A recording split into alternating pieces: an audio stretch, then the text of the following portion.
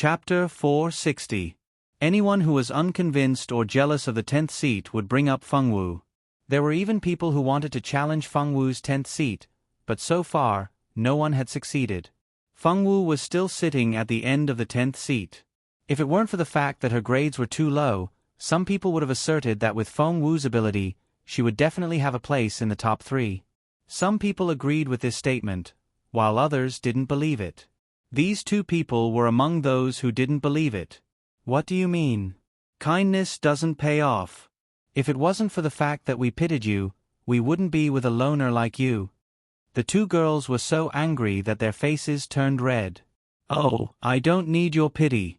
You're too weak. You should take pity on yourself first. Fengwu said with a serious face. F***ck. Don't poke at people's hearts like that. So what if you're strong? No matter how strong you are, you've just been promoted to the 2nd year. There are still 5 years above you. The strong people of the 5 years are gathered here. You're only at the end of the 10th seat. The two girls madly ridiculed Fengwu in their hearts. The two girls wanted to say something, but Fengwu didn't give them a chance. She rode on Little Alpaca and continued forward. She actually left just like that. The two girls were so angry that they almost fell down. You're so F***king awesome. Little Alpaca was much more familiar with the terrain than Fengwu.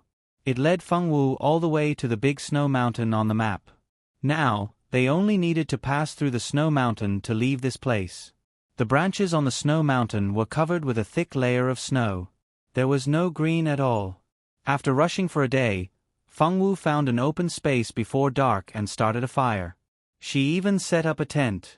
They were going to spend the night here. It was only the 2nd day of the competition. The map given by the school wasn't a map of a small place. It included a large area. After passing through the snow mountain, there was a desert. After passing through the desert, there was a source of grass. After passing through the grassland, there was the volcano. And the thing they were looking for in the end of the competition was in the volcano. Fengwu roasts over the fire. Thinking about the fish in the space, she is a little annoyed. Although she caught a lot of fish, she suddenly remembered that she didn't know how to cook. Moreover, before the competition, Ajay had repeatedly told her not to cook by herself. That was because he was afraid that she would poison herself to death. If she had to withdraw from the competition because she was poisoned to death, she would definitely become a legend of the Notre Dame du Starlight. At that time, the Fengwu girl would probably become a celebrity in the school until she graduated. She would be engraved in the hearts of all the juniors, and they would take it as a warning. Fengwu didn't know what Ajay was thinking. She only knew that she had to do what she had promised. Her master had said that a person must be trustworthy. But what should she do with the fish? Fengwu couldn't think of a good idea until she fell asleep. The next day, when she was climbing the mountain on the alpaca, her little head was still thinking about the fish. After walking for a while and eating lunch, the Heavenly Treasure Chest event started again. The Heavenly Treasure Chest immediately attracted the attention of the strong people who had already arrived at the mountain marked on the map. This time, Fengwu received a chest. Inside the chest were several water bags. The water bags were filled with pure spirit spring water. This spirit spring water was the most common mortal-grade spirit spring water. After drinking it, it could quickly restore one's strength and relieve the fatigue caused by the journey. In the chest, there were 10 sheepskin bags filled with spirit spring water. Although there was no shortage of water in the snow mountain, Fengwu still carefully collected the spirit spring water. After receiving the spirit spring water, Fengwu didn't find any other chests. Instead, there were 2 screams in the woods. It should be someone who opened the chests and brought out zombies. Whether or not they died in the mouths of the zombies was unknown. Erin killed the zombies without even batting an eyelid. She was a lone ranger, and she was determined to get a spot in the Special Pearl Mission team. There was no need to find some weak fellows to drag her down. Irene was now in the top 5 of the year. If it wasn't for the fact that she wanted to preserve her strength and didn't want to attract the attention of the female lead too early, it wasn't impossible for her to fight for first place. The female lead was only in the top 3. They didn't expect that there would be a juror. Ajur's strength was too strong. Even the female lead was only second in the year. Seeing that the female lead didn't get first place, Irene rejoiced in her misfortune for a long time. She had read the original novel, and naturally knew that the female lead wasn't someone who liked to be under others. Although she was flexible, she didn't like others suppressing her. In the original novel, Ajur had never participated in the top 10 ranking competition of the year. She didn't know why he would participate this time. But seeing the female lead a loss, she was happy in her heart. Along the way, she had opened a total of 5 chests. 4 of them were relatively useful things. Only the 5th one had a zombie. She cursed Longza Camel's bad taste in her heart. She was now even more certain that this Longza Camel was a guy from another world. Moreover, he must have been a fan of novels before he crossed over. Look at what he made. If it wasn't a virtual world like a holographic online game, then it was the apocalypse like in zombie novels. Fortunately, that guy from another world came a few thousand years earlier. If he came now, it would be very lively. Now in this world, there were already 2 women from another world, and 1 man from another world. She still didn't know that Fengwu was also a woman from another world. If another guy with a male lead halo appeared, then she, as a female lead from another world, didn't need to live anymore. After dealing with the zombies, Irene continued to move forward. But she had only taken a few steps when she saw a guy riding on a **** through the forest. She didn't see wrongly, right? Wasn't that the legendary mythical beast ****? Erin was shocked. F****, who had the ability to get a mount. Could it be that he got it from opening chests? She was convinced by his luck. She thought that her luck was good enough. Although she only opened 5 chests in 3 days, the chests were all necessities. There were clothes, food, shoes, and weapons in the tent. She didn't expect that someone would be able to get a mythical beast from a chest. Could it be that this thing was not supposed to be opened by the female lead? There was actually someone who could snatch the female lead Zicheng's female lead halo. Awesome! As the mythical beast **** approached, she finally saw the person's appearance. She wasn't very close before, so she mainly saw the ****. As for the person sitting on the ****, other than knowing that it wasn't Zicheng, she didn't know who was sitting on it. Only when she got closer did she realize that it was an acquaintance. Wasn't this Fengwu who had always been good friends with Ajur? In fact, when she knew that Ajur was the successor of the 4-God seal, she really wanted to brush up on Ajur's favorability. Unfortunately, that guy's favorability was too hard to brush up. She heard that Zicheng also tried to curry favor with him for a period of time, but didn't get any results. Chapter 461. Irene, who was originally a little frustrated, suddenly felt a lot better after seeing that even Zicheng, who had the halo of the female lead, had failed. She no longer felt conflicted. Since then, she didn't deliberately try to curry favor with Ajur. The 2 of them could be considered as acquaintances in the sorcerer department. Irene had stayed in this strange world for so long that she was no longer as impatient as when she first arrived. When she first came to this strange world, she thought about how to change her fate every day so that she wouldn't be cannon fodder for the female lead. Most of her interactions with people had the intention to use them. Now that she thought about it, what she did wasn't right. As the saying goes, if you put yourself in someone else's shoes, those who weren't scheming naturally wouldn't be able to tell if you were sincere or not. However, if you met those aristocratic families, they might not necessarily not be able to see through your thoughts. She didn't have Zicheng's favorability system to hide her true feelings. Anyone who interacted with her would feel that they were treated with sincerity, so it was easy for Zicheng to make friends. However, she, who didn't have a cheat, couldn't cheat if she wanted to make friends with people. After reflecting on herself, Irene also changed a lot. She was no longer as utilitarian as before. This could be considered a good change. In short, what she wanted to say was that Ajur wasn't a person who was easy to get close to, and for so long, Ajur had been sincerely protecting Fengwu. In her eyes, she wasn't a simple woman. How could someone who could handle Ajur be a simple person? Seeing Feng Wu getting closer and closer to her, Irene wondered if she should go up and say hello. No matter what, she was still someone she knew. Xiao Wu, I didn't expect to meet you. Irene thought for a moment and took the initiative to go up and say hello. Oh, hello. Feng Wu nodded. She knew someone who was quite strong. Your alligator is really good. Did you get it from opening a chest? Irene was very flattered by this alligator. This is an alpaca. Feng Wu looked at her seriously and corrected her mistake. The corners of Irene's mouth twitched. Wasn't an alpaca just an alpaca? What was the difference? Well, alpaca it is. It's the same anyway. Irene didn't want to get entangled in such a trivial matter. Did you get this from opening the box? I really envy you. Irene wasn't being polite. She was really envious. Being able to get a mount could save a lot of trouble. Moreover, she saw that this ******''''''''''''''''''''''''''''''''''''''''''''''''''''''''''''''''''''''''''' feet only left a shallow mark on the snow. Her feet didn't even sink into the snow. As expected of a divine beast. No, I met Duo on the road. Feng Wu didn't hide it, but she didn't say much either. I met him on the way. Irene exclaimed softly in surprise. What kind of luck was this to encounter a mount on the road? Wasn't this the treatment that only the female lead deserved? Feng Wu nodded. She was right. You're so lucky. Irene could only say this sentence in envy. Why wasn't her luck so good? Just as the two of them were talking, they heard a voice.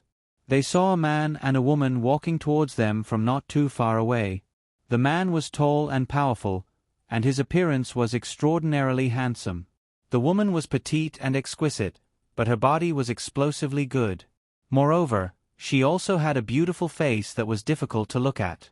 The woman was a little weak, and her body had a delicate flower temperament that required people to take pity on her. Irene only took a glance at the woman and made an evaluation. White lotus green tea framing. Feng Wu didn't have any special feelings. No matter what others did, it had nothing to do with her. A jur had told her not to meddle in other people's business. Finally, the two people walked over. The woman looked at Feng Wu's alpaca with envy. The love in her eyes was about to overflow. White lotus. Next, they would definitely want to force a sale. She was familiar with this trick. Whether it was television dramas or novels, wasn't it always like this? Hey, the two of you, hand over that alpaca immediately. If you don't hand it over, don't blame this senior for being merciless. The man was obviously one of the weak girl's pursuers. These two were both fifth-year students. Feng Wu didn't know these two people, but Irene knew them. Although they hadn't interacted before, she knew some things about them. This man was a famous expert in the fifth years. Although he didn't enter the top 10, he was recognized as the #1 person under the top 10. The other woman was even more famous. She was the flower of the fifth years and had countless pursuers. With her delicate appearance and resentful eyes, she captured the hearts of many men. This man should be the subject under the skirt of this year's flower. It was obvious that the #1 person under the top 10 of the fifth years was going to steal someone else's mount for the flower of the year. However, it shouldn't be easy to steal Feng Wu's things. After interacting with her a few times, she knew that this girl called Feng Wu was unfathomable. If she hadn't hinted several times that this girl wasn't reborn or transmigrated, she would have thought that she had another transmigrator. Duo is my friend. I won't give it to you. Feng Wu refused with a serious face. Those who wanted to steal her friends were all bad people. In the past, the hunters at the foot of the mountain almost killed her good friend Xiao Mei, sick a deer. Fortunately, Xiao Mei was lucky and ran away. Xiao Mei said that the people at the foot of the mountain were scary and would eat them. She felt that this man and woman must be the kind of bad people that Xiao Mei said would eat her friends. Thus, the Feng Wu girl looked at the two with a guarded face. If they dared to steal Duo, she would beat them. Master said before, the bigger the fist, the more reason. So by Lian Feng, what the hell are you talking about with the Feng Wu girl? By Lian Feng, blinking guiltily, that's her own understanding. Don't blame me. Junior, I really like this alpaca. Can I use a bag of water to exchange with you? Please give it to me. I will definitely treat it well. The flower of the year said pitifully. That pitiful look made it seem like if Fengwu didn't agree, she would be a bad person that couldn't be tolerated by the heavens. A bag of water. Irene cursed in her heart. She wanted to exchange a bag of water for a mount. Did she think this place was a desert? This was the Great Snow Mountain. It lacked everything except water. The flower of the year must know this, which was why she was willing to trade the bag of water so easily. She cursed in her heart. If this was a black-hearted white lotus, her skill at pretending to be weak and kind was almost on par with the female lead. I won't exchange. Duo is my friend. I can't exchange. Fengwu's small eyebrows wrinkled. She already said that she wouldn't exchange. These two people were really annoying. You refuse a toast only to be forced to drink a forfeit. Sha Mei is willing to exchange with you. That's your good fortune. You actually dare to disregard good fortune. Even if you're from our swordmaster department, I still can't tolerate you. The man shouted, looking at her with disdain as if an ant dared to insult his goddess. Xiaowu, don't be like this. Junior just can't bear to part with her little pet. Don't scare them. Sha Mei said with a face full of grievance but pretending to be strong. Chapter 462. F***CK. This girl had the nerve to act like she was wronged in front of these two second-year junior sisters. Irene observed Little Lotus from a close distance and truly felt that there were so many high-quality existences by her side. Sha Mei, don't speak up for them. These two fellows don't know what's good for them. Let me, as their senior, teach them how to behave. Saying this, he raised his large sword and rushed towards Fengwu with a sinister smile. When he rushed towards Fengwu, that Little Lotus called Sha Mei actually let out a panicked cry. Then she looked anxiously at the burly man called Xiaowu. After worrying about Xiaowu, she looked at Fengwu. She acted like a weak girl who didn't know what to do. Irene didn't have the time to watch her act. Right now, she and Fengwu were on the same side in the eyes of these two people. If anything happened to Fengwu, the next one to suffer would definitely be her. So at this time, she definitely couldn't stay out of this alone. She had to firmly unite with Fengwu and the two of them get rid of this scumbag couple. Since she wanted to do it, Irene thought that her reaction wasn't slow. She took out a new long sword from her space and wanted to help Fengwu fight the enemy. But the next scene told her that she was thinking too much. The other party didn't need her help at all. She saw Fengwu lightly jump off the alpaca and land on the snow. There wasn't a single footprint left on the snow. But this inconceivable scene wasn't noticed by anyone. These people were all watching to see if Fengwu would be killed by the sword. The man's sword was menacing and Irene could even feel the sword's aura on her face. Fengwu didn't even try to block it. She just kicked towards her wide-open door. Seeing Fengwu's kick, Wu Xiu didn't care. How much strength could a woman have? Now that she couldn't use her strength, there was nothing to be afraid of. Thinking of this, the martial cultivator didn't even bother to block, and his sword didn't slow down in the slightest. In the eyes of the martial cultivator, this was nothing more than a showy kick, but it sent him flying. He slid along the snowy ground for no less than 2 meters before coming to a stop. Ah! Sha Mei screamed in fright. Even a blind person could see the shock in her eyes.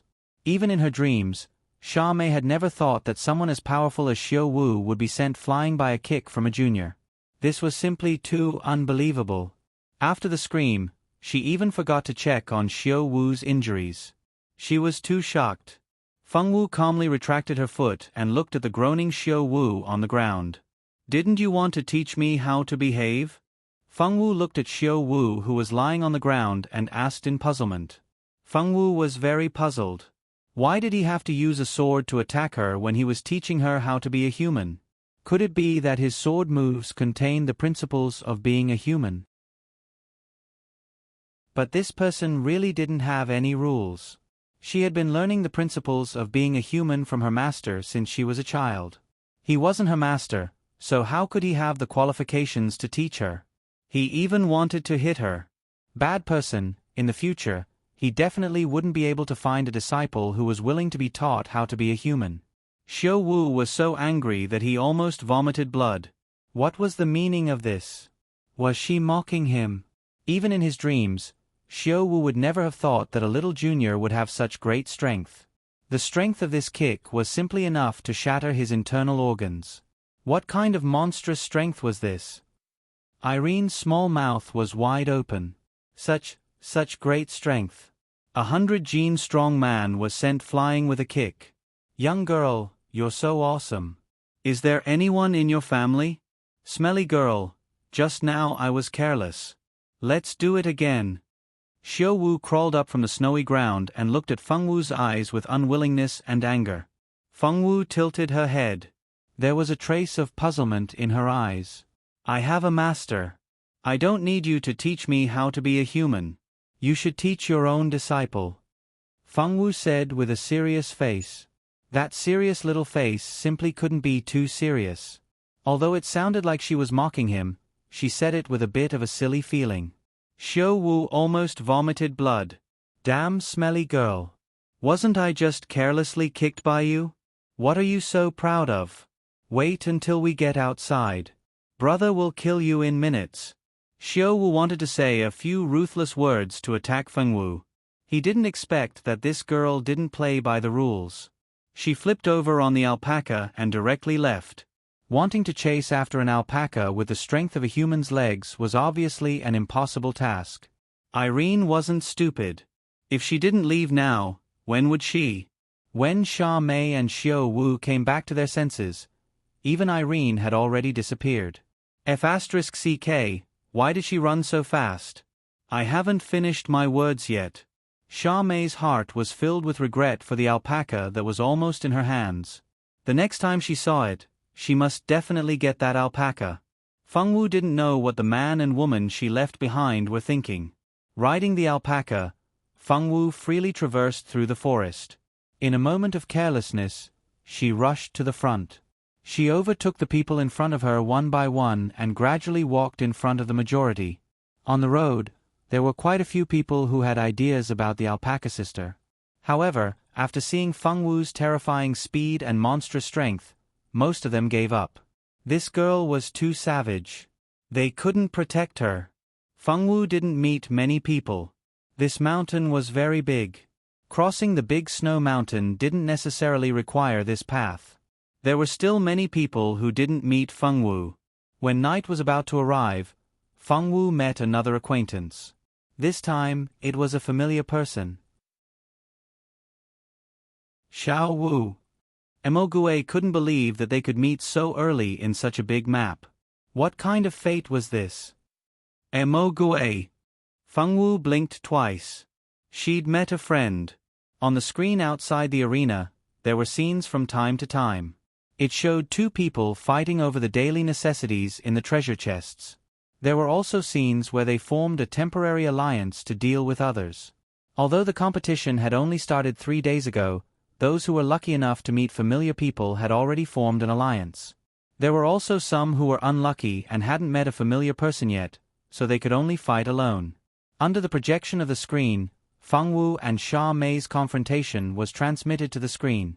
Xia Mei and Emogue didn't know that they had become the female lead for once, and that Xiao Wu's act of stealing a junior's mount was also disgraceful by the boys. So what if you stole it? It's a competition anyway.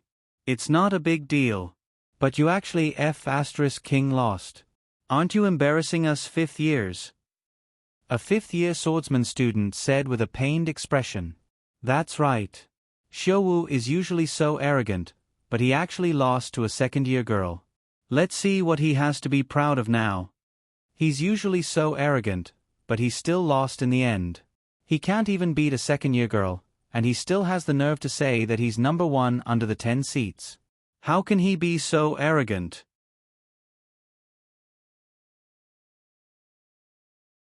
Chapter 463. It was unknown if it was because Xiao Wu was a failure as a person, but seeing him being taught a lesson by Feng Wu, the students who were usually bullied by him all had a happy expression on their faces. He even held a conference to criticize martial arts. From his tyrannical and unreasonable personality, to him using his fists in the name of sparring, he would often beat people until they couldn't get out of bed for 10 days to half a month. What's more, as long as someone didn't go his way, he would bring a group of lackeys who licked his smelly feet to teach that person a lesson. His actions were called dark and ruthless, making it impossible for people to sue him. If one were to count all of these, it wouldn't be strange for the Martial Cultivation Society to not have good relations with others. If you ask me, Xiao Wu's biggest problem isn't his temper, but his eyes. To be able to fancy a pretentious woman like Xia Mei, his eyes must be blind. The boys had deep resentment towards Xiao Wu, while the girls had been dissatisfied with Xia Mei for a long time.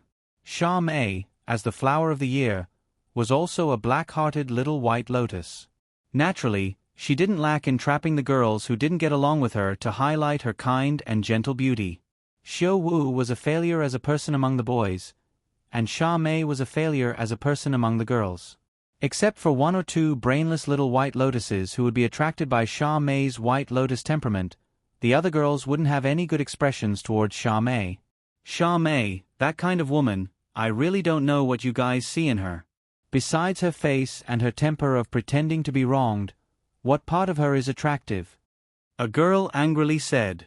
Although this girl and Xia Mei weren't in the same class, she had also been tricked by her.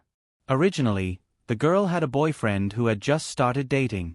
Their relationship had just stabilized when the boyfriend met Xia Mei. Xia Mei used some unknown method to become friends with the girl's boyfriend. She also schemed against the girl to make the girl's boyfriend misunderstand her as a jealous woman who couldn't tolerate others. The girl's temperament wasn't the kind of character that would bow and scrape for a man, so the two broke up after a few big quarrels. It was natural for the girl to hate Xia Mei. How could she not hate her boyfriend? The most hateful thing was that Xia Mei wasn't interested in her boyfriend at all. She just liked to make men infatuated with her. She liked to make those men slap their real girlfriends' faces for her. Of course, Xia Mei didn't say this herself, but several victims analyzed Xia Mei's behavior pattern. It was because of this reason that these girls who had been deeply harmed by Xia Mei hated her so much. That's right. Men are just so stupid. They can't even figure out what's going on after being deceived by a few drops of tears and pitiful eyes. Sure enough, men are all beasts who think with their lower bodies. You're right, that's how it is. Xia Mei, that bitch, I wish her a horrible death. A group of male students silently retreated to the side. Although they didn't feel that Xia Mei had done anything wrong, Xia Mei was so good. She cared so much about those little junior brothers and classmates who were bullied by Xiao Wu. If it wasn't for Xia Mei's occasional persuasion, those people would have been bullied even more miserably. However, there was a fourth-year male student who couldn't stand it and stood up to speak for Xia Mei. You guys are jealous of senior sister Xia Mei. Senior sister Xia Mei is the kindest and most gentle girl I've ever seen. It's not like what you guys are saying. The male student was a member of the fourth-year mage department. His strength was only ordinary. In the past, he was unlucky and met Xiao Wu. He was taught a lesson by Xiao Wu. Fortunately, senior sister Xia Mei passed by at that time and gave him medicine. She told Xiao Wu not to find trouble with him. Although Xiao Wu still came to find trouble with him from time to time and became more and more ruthless, every time senior sister Xia Mei heard the news, she would come to save him.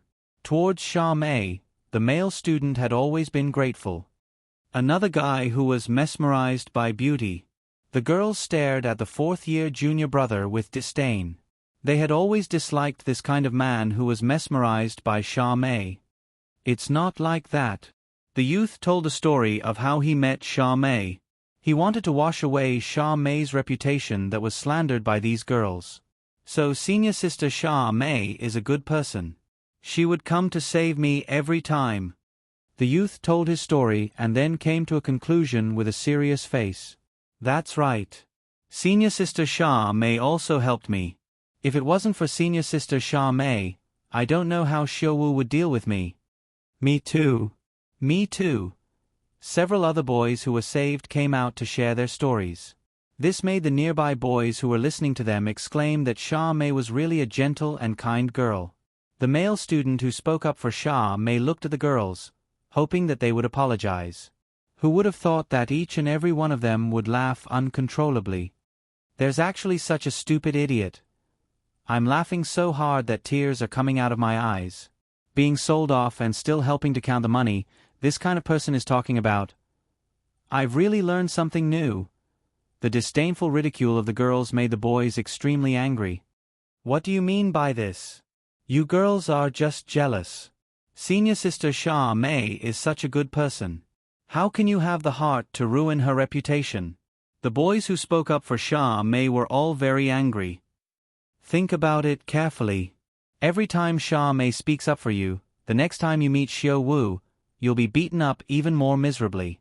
Every time she comes, you'll be miserable. A girl stopped laughing and casually said.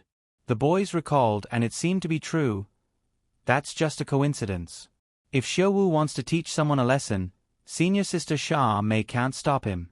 A boy who was obviously a brainless fan of Sha Mei retorted. Well, I'll tell you one more thing.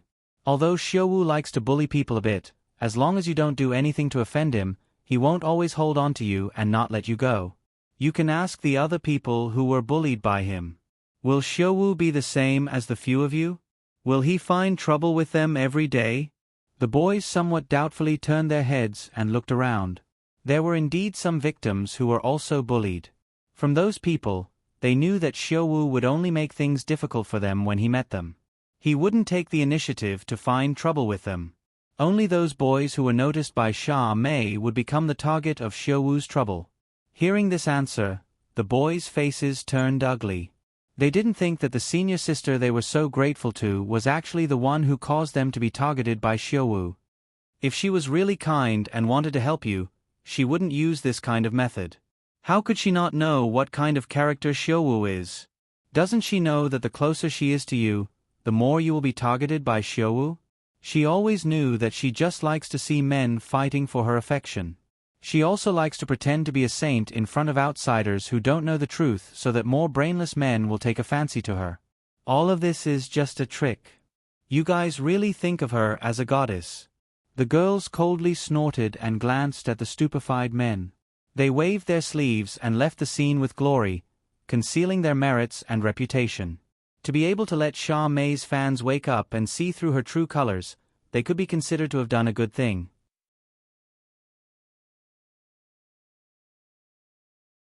Chapter 464.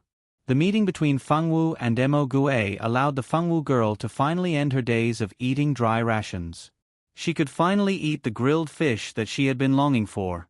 Mo Gue's cooking skills were pretty good. The grilled fish he made were delicious.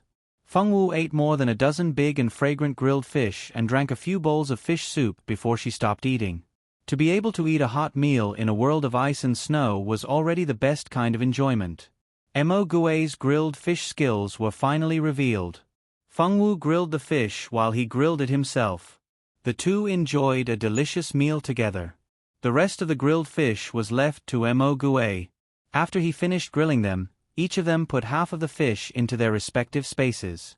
Feng Wu was very kind and gave half of the fish to Mo Gue. Mo Gue was originally embarrassed to ask for so much. The fish in the mountains were not easy to catch. He had tried catching fish himself, but the fish ran faster than rabbits. Often, before he could catch them, the fish had already disappeared. Seeing a pile of fish in Feng Wu's tent, Mo Gue had been cursing in his heart for a long time. He didn't expect to get half of the fish just by doing a small favor. These fish were not a small number. Catching fish was much more difficult than cooking them. Mo Gue grilled the fish several times, but still felt embarrassed to ask for so much. He only kept a third of the fish as a reward for his hard work, and returned the other 2/3 to Feng Wu.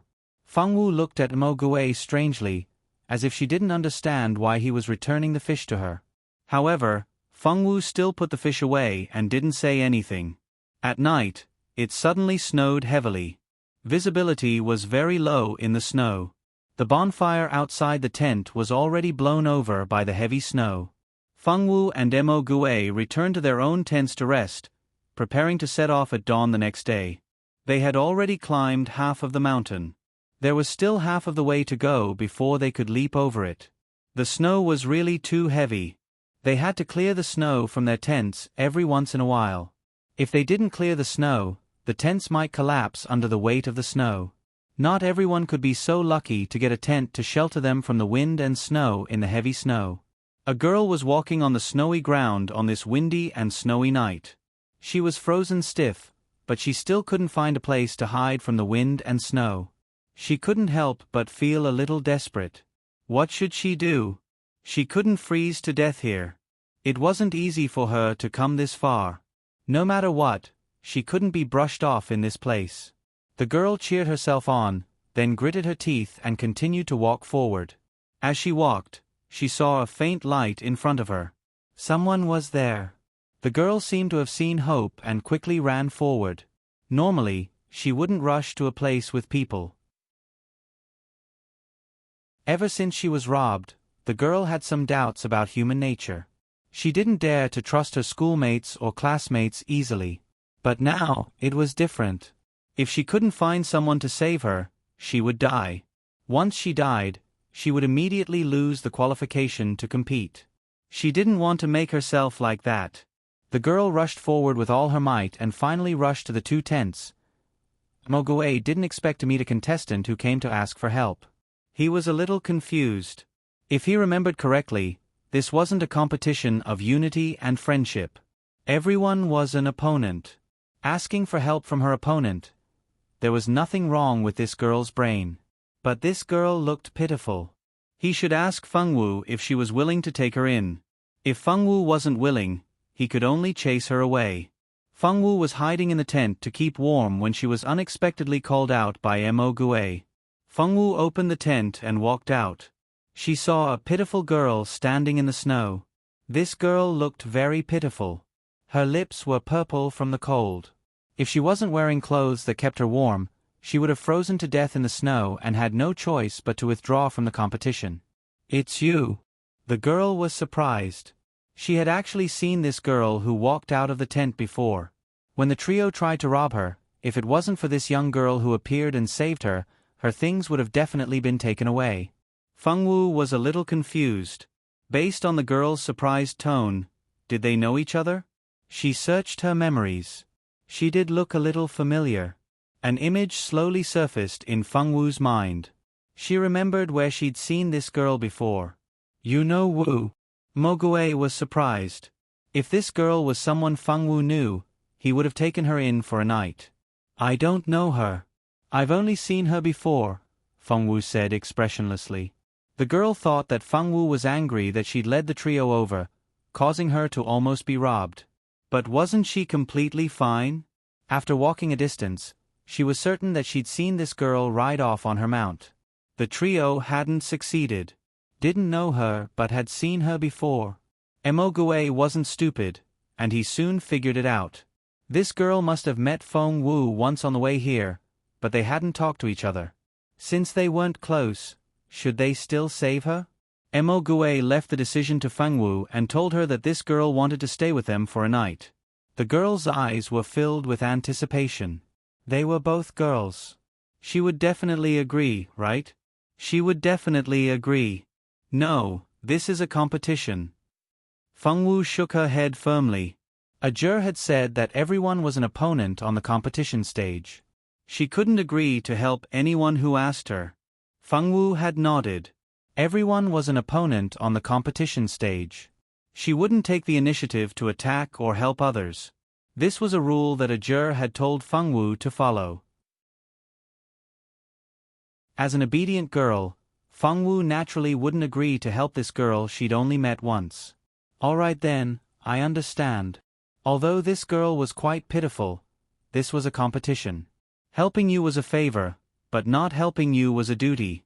No one could say anything. He was just about to tell the girl to find another place to hide from the wind and snow when the girl glared at Fengwu with resentment, as if she'd done something unforgivable. Mo Gue, who'd originally felt a little sympathy for this girl, didn't have any more thoughts. Who did she think she was? How dare she glare at Fengwu like she was an enemy? She couldn't be reasoned with. How can you be like this? We're both girls. How can you bear to watch me freeze to death in the wind and snow? This competition is very important to me. I beg you, help me.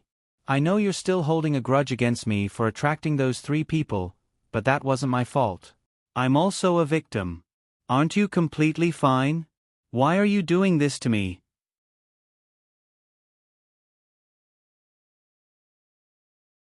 Chapter 465. The girl, who had been feeling a little guilty at first, felt more and more justified as she spoke. Nothing had happened to her, yet she was trying to take revenge on her. She was really petty and vicious. Leave. Xiao Wu already said that this is a competition. We have no obligation to help you. Emogue glanced at the girl, whose eyes were filled with hatred. It was better for people like her to leave as soon as possible. He didn't want Xiao Wu and him to be pestered by someone like her. The girl was chased away in the end. Before she left, her venomous eyes were like flying daggers, shooting at Fengwu. Unfortunately, Fengwu didn't feel anything. The girl was destined to be disappointed. The next day, Fengwu and Emogue packed their things and set off. Emogue used a piece of wood to make a small sled. As expected of a magical beast, little sister Alpaca didn't have any trouble pulling the 2 of them. The 2 of them had just climbed onto the sled and let little sister Alpaca pull it for less than a minute when they met someone. Fengwu and Emogue didn't expect that there would be someone camping so close to them. At this time, the people who lived here last night were also packing up their things. There was actually a mount parked next to the bonfire. This was a demon wolf. It was fast and had good stamina. There was also a snow sled tied to the back of the demon wolf. Xiao Wu, Emogue, so it's you. You're really lucky. Did you get a mount too? My magical wolf also came from a chest. I didn't expect there to be another mount in the chest. Zicheng greeted Fengwu with a smile. Zicheng was also puzzled. When she got the magical wolf, the system said that it was a unique mount. Why was there a second one? The magical wolf looked up at little sister Alpaca. It was unlucky to be chosen by the Lord God to be this woman's mount. Why did you get in here? The magical wolf couldn't believe that there was a foolish magical beast who would jump into a trap. Little sister Alpaca glanced at it coldly. I'm helping a friend. I did it willingly. I'm different from you, who was forced to be ridden. What's the difference? In the end, they were all used as mounts. Demon Wolf felt that he couldn't understand what this cute alpaca was thinking. I didn't expect the place where we set up camp last night to be so close. You guys are really amazing. You're so fast. Emogue could tell that Zicheng wanted to ask about little sister Alpaca. How could he let her have her way? He casually found a topic to chat with Zicheng. How could that be? It's all thanks to our mounts. Otherwise, we would still be circling around the foot of the mountain. Zicheng could tell that Emogue didn't want to talk about it, so he didn't ask any more questions and changed the topic. While the 2 of them were talking, a woman came out of the tent. The person who came out with her was Eve. Why are you 2 here? The woman glared at Fengwu and Yi Zichen hatefully, as if she was looking at her father's murderer. Wan, what's wrong with you? Do you know them? Eve asked curiously. She had a rough guess. The girl named Wan nodded fiercely. They were the ones who refused to help me yesterday and chased me away in the snowy night. If I hadn't met you 2, I probably would have frozen to death and been sent out of the competition. Thinking of how he had been ruthlessly chased away last night, Jun hated Fengwu even more for not helping him and Emogue for helping the tyrant. So you're talking about them. As soon as Eve heard the news, she looked at Zhuan in a much friendlier way. To her, anyone who hated Fengwu was her friend. That's where you're wrong, Fengwu. Do you still have any love for your classmates? Senior Wan is a 3rd-year senior. How dare you chase her away? You're being disrespectful to your seniors. Eve couldn't wait to find trouble with Fengwu. Are you crazy? Why are you talking about this in a competition? If we do as you say, we don't need to compete. We can just let the 7th-year seniors win. In any case, as juniors, we can't be disrespectful to our seniors. If we accidentally win, wouldn't our seniors be unhappy? Emogue didn't care if his words would offend the seniors and directly threw them at Eve's face. He'd been unhappy with this Eve for a long time. What do you mean? When did I say that? Eve glared hatefully at Emogue. Fengwu, do you always have to find a man to protect you? Can't you solve your problems yourself? In the past, it was a Jur who circled around you all day. Now there's this Emogue who flirts around all day. No wonder you're a mother at such a young age. Eve said viciously. This girl is so vicious. Her words are so unpleasant. A boy deeply felt that one couldn't judge a book by its cover. Eve still didn't know that her every word and expression had been transmitted to the screen, and it was a 360-degree transmission without any blind spots. That's right. Someone agreed. That Fengwu is too cruel. She threw June, a girl, into the snow. If it wasn't for someone taking her in, she would have lost the competition long ago.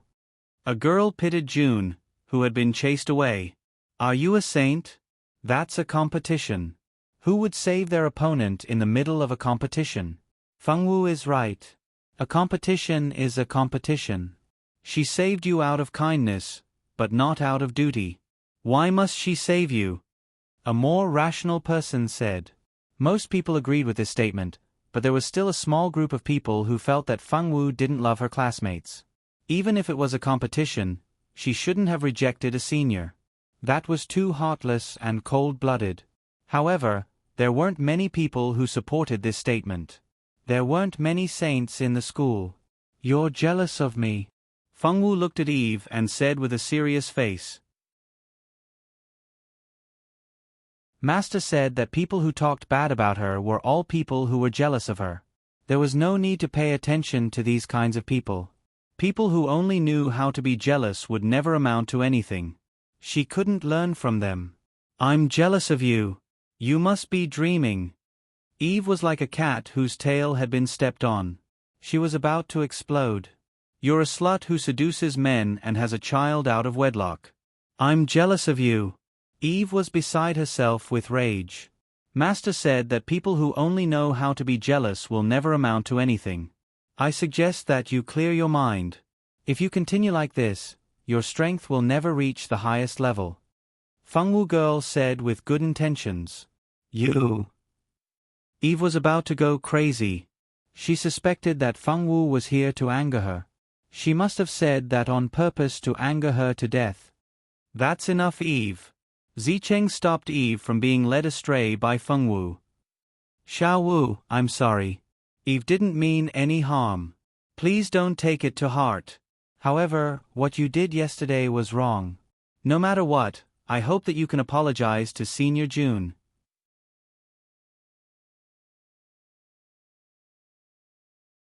Chapter 466. Even though we're in a competition, Senior Zhu An is still a senior. Just apologize and we'll let this matter go. What do you think? Zi Cheng had a kind look on his face as he wanted both parties to reconcile. She felt that her suggestion was pretty good.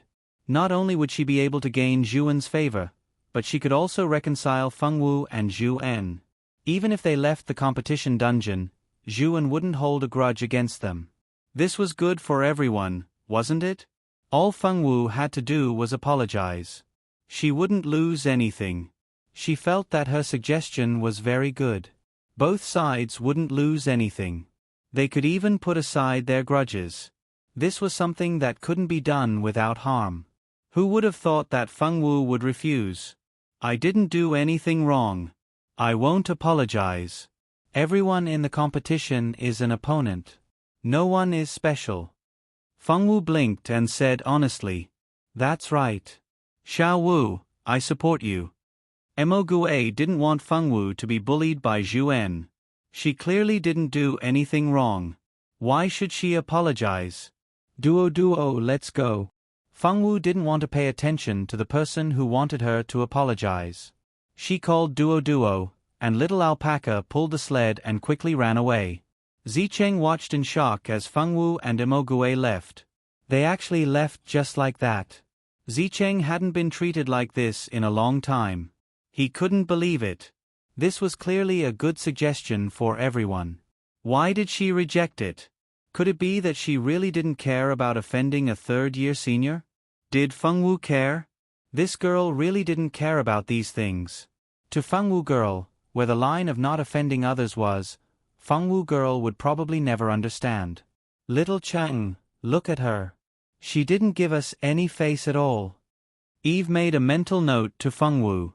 One day, she would make Fengwu pay her back with interest. Zhuan looked at Fengwu's back with a gloomy face. How dare a second-year student not put her in her eyes? Who did she think she was? How dare she not give her face? When the competition was over, she would let Fengwu know what the consequences of offending her senior were. Zicheng also felt uncomfortable, but she still comforted Zhuan with a few words, telling her not to take it to heart. Fengwu was such a heartless person, she didn't have any good intentions. As for whether Zhuan took it to heart, she didn't care. It was Fengwu who chose to offend Zhuan. As Fengwu's classmate, she had tried her best to persuade her. Whether Zhuan wanted to take revenge on Fengwu or not was not something she could control. Fengwu and Mo Gue ran to the front and sat down to eat the grilled fish and drink the fresh fish soup. They completely forgot about Zhuan and the others. To Fengwu, Zhuan was no different from an unimportant passerby. She rarely remembered unimportant people. Xiao Wu, we should be able to enter the desert after today.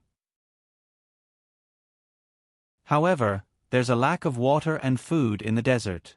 Before we enter, we should prepare more food and water, Mo Gue said after some thought. He didn't think it was a big deal to enter the desert a day later. The real difficulty was the checkpoint at the end. The Snow Mountain checkpoint was actually to prepare them to enter the desert. Catch fish, Fengwu said with sparkling eyes. This girl had fallen in love with grilled fish since yesterday. All right, Mo Gue agreed without hesitation. After confirming their goal, Fengwu asked Little Sister Alpaca to help them find a frozen lake. Although Little Sister Alpaca hadn't been here for long, she had already explored the Snow Mountain. Under Little Sister Alpaca's lead, they successfully found a frozen lake. The lake wasn't big. Fengwu and Mo Gue spent some time breaking the ice and catching a lot of fish. After filling their water bags with fish, they filled up their bags with water. Finally, they began to grill the fish by the lake. When all the fish were grilled and placed in the space, more than half the day had passed. Collecting food didn't take much time. Most of the time was spent grilling the fish. There were too many fish, but only Mo Gue could do it. Fengwu couldn't do it. By the time all the fish were grilled, it was already afternoon. After packing the food, the two got on the sled. Little Sister Alpaca carried them down the mountain. From this position, they could already see a vast and boundless desert. The bottom of the snowy mountain was directly connected to the desert. As expected of a competition dungeon, even such an unscientific phenomenon had appeared. There was not even a hint of excess. It seemed that they would have to stay on the snow mountain for the night. The two decided to enter the desert tomorrow. While Fengwu and Mo Gue were looking for food, Zicheng had already led June and the others for a long time. June didn't want to follow Zicheng all the time, so they agreed to go their separate ways when they reached the foot of the mountain. Zicheng didn't object. She wasn't familiar with June, so it was safer to travel with someone she knew. She was afraid of being stabbed if she didn't know June well.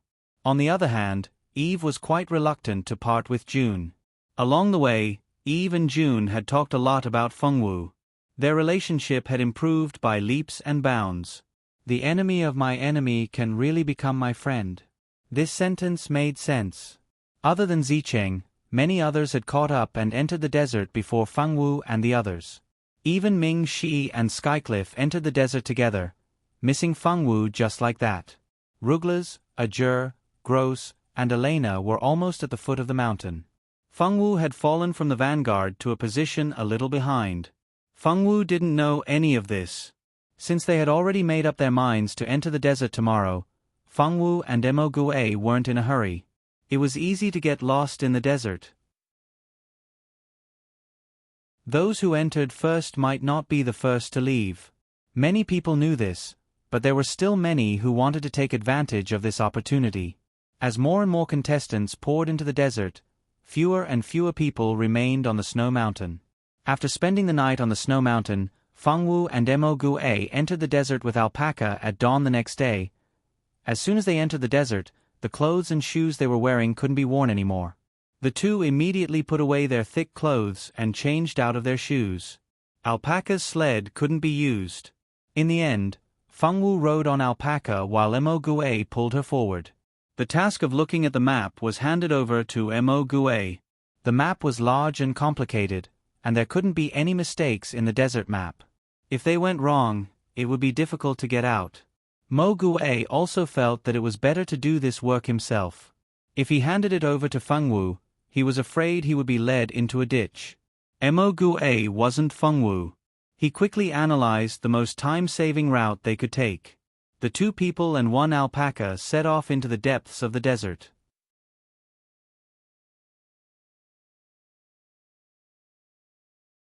Chapter 467. The scorching sun was so hot that it hurt all over their bodies. When they touched their skin, they could feel a tingling sensation. Mo and Fengwu walked slowly through the desert under the scorching sun. This desert was simply too big. They walked for a long time, but they didn't see a single water source, nor did they see a place to rest. In the end, Mo made a shelf out of a cloak he had gotten before. The two sat under the shelf to block out the scorching sun. The sun is too strong.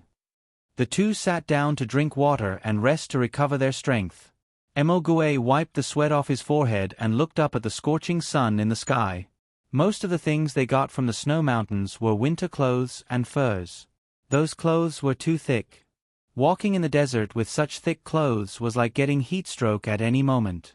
But if they didn't use those clothes to cover their exposed skin, they would have to worry about getting sunburned. His and Fengwu's arms were already covered in blisters.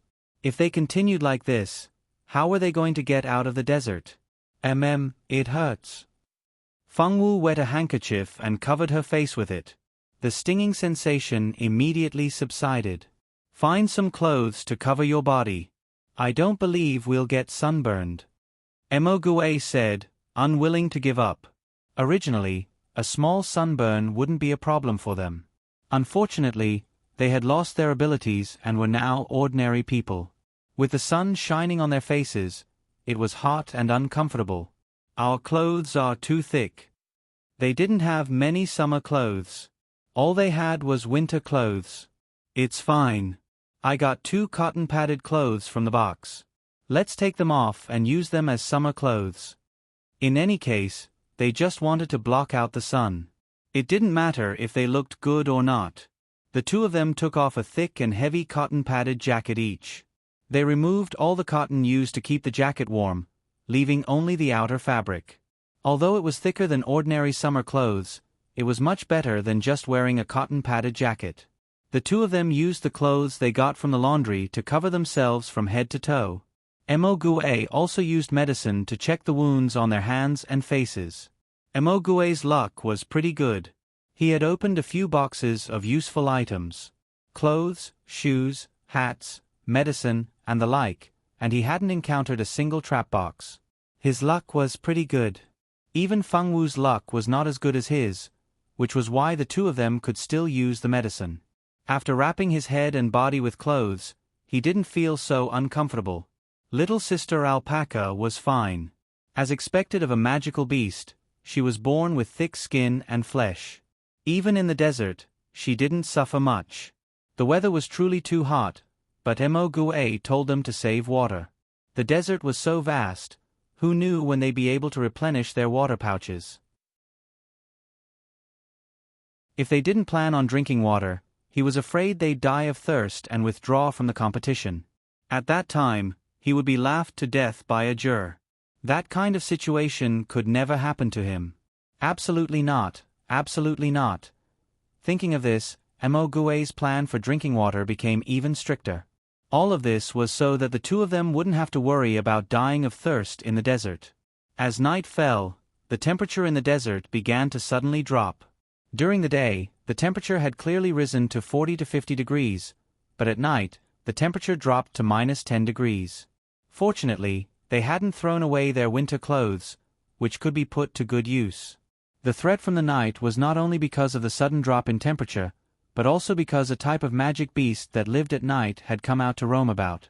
Listening to the scalp-numbing howls of the wolves in the desert made people's hearts tremble. Right now, their physiques were only slightly better than that of ordinary people. In the desert at night, there were actually magical beasts running amok. How could these bitter little contestants survive?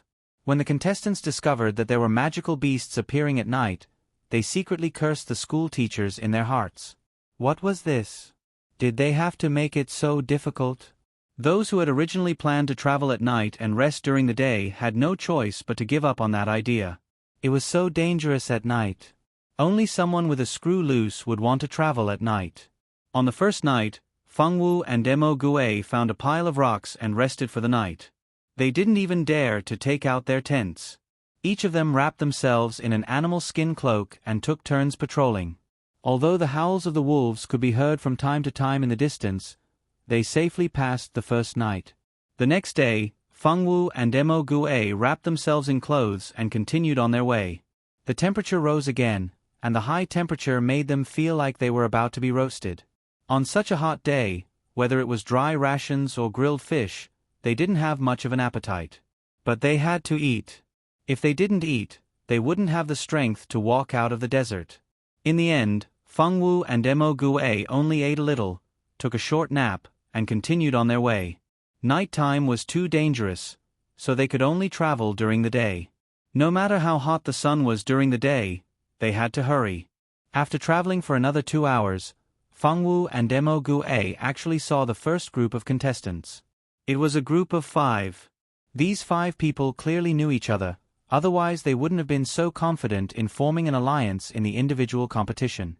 The 5 of them were in a sorry state. Each of them had a winter coat over their heads to block the sun. Even though they were sweating profusely, they didn't have the slightest intention of taking off their coats to cool off. The 5 of them were surprised to see Fengwu and Mo Gue, but after a brief moment of surprise, they returned to normal. One of the 2 girls in the group was very interested in the little alpaca that Fengwu was riding. From the moment they met, her gaze hadn't left the little alpaca. Everyone was walking the same path. Although they had bumped into each other, they didn't interfere with each other's business. Each team walked on one side, and neither side interacted with each other. Seeing that they weren't looking for trouble, Mo Gue and Fengwu naturally wouldn't take the initiative to find trouble with them. They just silently hurried on without any interaction. However, the girl who was interested in the little alpaca suddenly pulled the tall man beside her aside and said something. The man muttered to himself for a moment before nodding and walking in front of Fengwu and Mo Gue.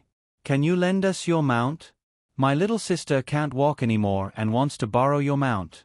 Once she's rested, she'll immediately return it to you." The man looked a bit serious, but his aura was very imposing. With one look, one could tell that he wasn't an unknown person at school. "If your little sister is tired, you can just find a place to rest. Our duo won't lend it to you." Mo Gue knew that Fengwu loved her new friend, duo, very much. How could she agree to lend duo to others?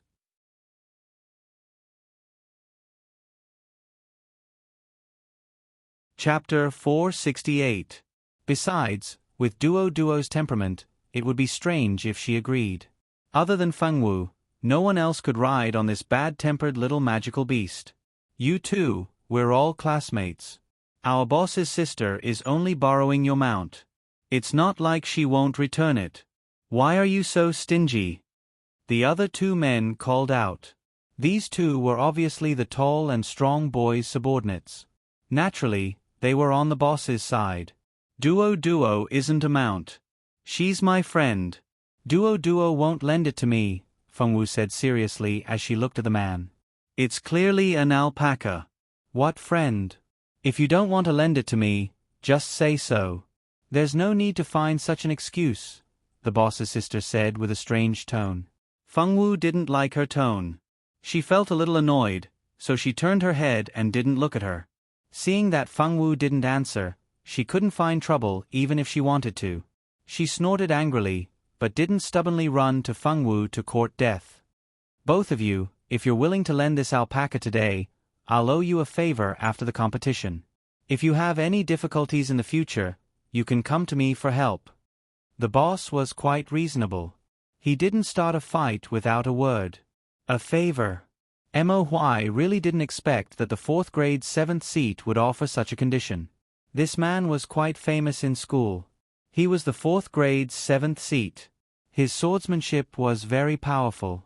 There were only a few 4th grade students who could beat him. It was said that he was born in a big family and received a good education from a young age. There was a big difference between him and those aristocrats who used their power to bully others. There was almost no negative news about him in school. He was famous for being a good person and was very popular in school. There were many people who wanted to follow him in school. It was no wonder that 2 of his followers called him boss. Fengwu didn't know much about the boss in front of her. Among the famous people in school, she only knew Ming Shi. Even if the other famous people were standing in front of her, she wouldn't recognize them. Although he was a little surprised, Mo firmly rejected the offer. This favor was very tempting to others. With the protection of a senior student in the 10th seat, their days would be much better, and they would not have to worry about being bullied. However, Fengwu didn't need this kind of benefit. He knew that Senior Ming Shi had always taken care of Fengwu. Senior Ming Shi had already been promoted for 6 years and was now the 6th year's chief. He was definitely a figure standing at the top of the pyramid in the school. With Senior Ming Shi's care, Fengwu naturally didn't need a favor from a 4th year's 10th seat student. Although Algernon was surprised to hear that he was rejected again, he didn't intend to cause trouble for the other party. As a 4th year's 10th seat student, he still had this kind of magnanimity. Moreover, with his status, he wouldn't want to rob the things of 2 seniors. Algernon's sister, Pamela, was a little unhappy. She still wanted to say something, but when she met her brother's gaze, she didn't say anything. Although she was usually a little unruly and willful, she still knew the severity of the situation.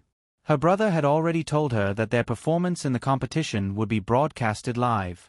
No matter how bad her temper was, she couldn't vent it in front of the whole school. If she really dared to do so, her brother would definitely not forgive her. Their family had a lot of children. If it wasn't for her good talent and her brother being a 10th seat student, she wouldn't have been valued by the family. She didn't dare to make her brother angry. Although her brother had always been gentle and polite in front of outsiders, he had always been courteous and respectful. If her brother was really angered, it wouldn't be a joke. Thinking of the consequences of her brother's anger, Pamela could only obediently shut her mouth. However, her gaze towards Fengwu clearly showed that she hadn't given up. When Fengwu wasn't paying attention, the only girl standing there who hadn't said anything looked at Fengwu. She opened her mouth to say something, but in the end, she closed her mouth. They weren't familiar with each other to begin with, and Pamela was eyeing her mount, so it was better not to greet her. After rushing for a day, the 2 teams coincidentally found a place to rest before the sun went down. This time, they weren't very lucky. There wasn't a ready-made place for them to rest, and there wasn't enough time for them to continue, so they could only set up tents on both sides. Fengwu and Mo only set up 1 tent, and the 2 of them took turns to keep watch. The alpaca sister carried Fengwu for a day. Fengwu let it rest well and didn't let Duo join in the night watch, although Duo wanted to help. "Marissa, what are you making? It tastes so bad. Don't you have anything better?" Pamela spat out the dry and hard bread in her mouth and drank half a bag of water to get rid of the dryness in her mouth. "I'm sorry, Pamela. I got this bread when I opened a box. Although it doesn't taste very good, it's very good." Marissa was probably used to Pamela's temper and said with an apologetic expression, "You should keep this disgusting thing for yourself." Pamela threw the black bread at Marissa's face in disgust, then took out some jerky from her dimensional space and ate it with relish. "I'm sorry, Pamela is still young. She's been spoiled since she was young. Please don't take it to heart," Algernon said apologetically. Marissa clenched her fists without leaving a trace, then loosened them as if nothing had happened. "It's fine. She's just impatient. I don't mind." After Marissa left the tent, Pamela reluctantly put the jerky into her dimensional space. Brother, she's so poor. Why are you being so nice to her? Is she worthy of your apology? Pamela didn't hide her disdain for Marissa. Marissa was a second-year swordsman student.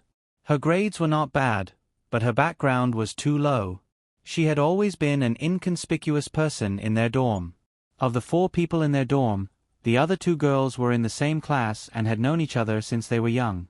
As soon as they entered the dorm, they banded together and tried to suppress Pamela and Marissa, wanting to take control of the dorm. How could Pamela let them succeed? She could only unwillingly team up with the powerless Marissa to resist the 2 girls. Only then did the dorm not become the 2 girls' world. If it wasn't for the fact that Marissa was still useful, why would she, a noble lady, be friends with a commoner? I told you a long time ago not to underestimate anyone. Although Marissa's background is a bit low, she's easy to control. Who knows, we might have a use for her in the future. Algernon smiled faintly, his gaze deep and distant.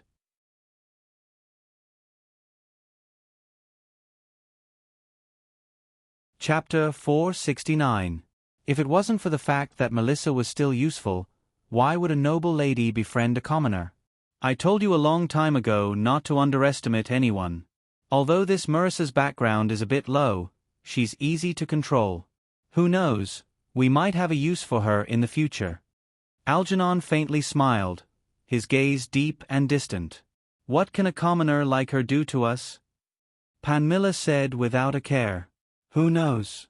Maybe that day will come. Even if that day doesn't come, we won't lose anything. Algernon didn't care about a commoner.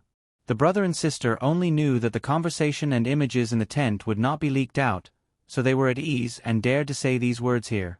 However, they did not expect that accidents would happen. Unbeknownst to the Algernon siblings, a small sapphire earring was hidden under the quilt without attracting anyone's attention. Outside the tent, Melissa, with her other earring in her ear, seemed to be talking casually with one of Algernon's men. The 2 boys didn't realize that the quiet and shy girl in front of them was actually multitasking. She was eavesdropping on the siblings' conversation while dealing with the 2 men. The blue earrings weren't normal, but a pair of alchemy items that could be used for long-distance training. Melissa didn't get this pair of earrings from a chest, but instead chose it during the team competition. At that time, she also thought that the earrings might be useful in the first team competition. Unfortunately, in the first team competition, she was unlucky and encountered a very weak team, so the earrings didn't have much of a chance to be used. But in the individual competition, the earrings showed their usefulness. Melissa came from a poor family. She was only the daughter of a hunter. This kind of background couldn't be any lower than that of a Notre Dame du Starlight. She was probably only a little better than an orphan. During the dorm allocation, she was assigned to the same dorm as 3 other noble ladies. The 3 noble ladies didn't want to submit to each other and wanted to be the boss of the dorm. The first 2 to join forces were the other 2 girls.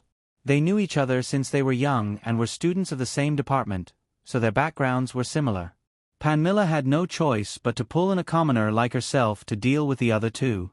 Melissa knew that it was impossible for her to stay out of this, so she agreed. From then on, Pamela treated her like a servant, always showing off her superiority in front of her. Pamela's pitiful face was disgusting. She seemed to have forgotten that she, Melissa, had never taken the initiative to rely on her. It was Pamela who had sought her out to form an alliance. Although Pamela wasn't a good person and was unruly and willful, she was still quite generous. Following Pamela around, she would occasionally get some things that Pamela would let slip through her fingers. In addition, with Pamela as her backer, her days were much better. After following Pamela, she got to know Pamela's brother. He was a man who always had a kind face and was polite to everyone. She knew that this man was not as gentle and considerate as he appeared to be. This man was much scarier than the brainless Pamela. She was afraid of this man and was worried that one day she would be schemed against by this brother and sister pair. This was because the people Algernon interacted with were all useful people and she didn't want to become a pawn in their hands. Knowing their plans, Melissa let out a sigh of relief.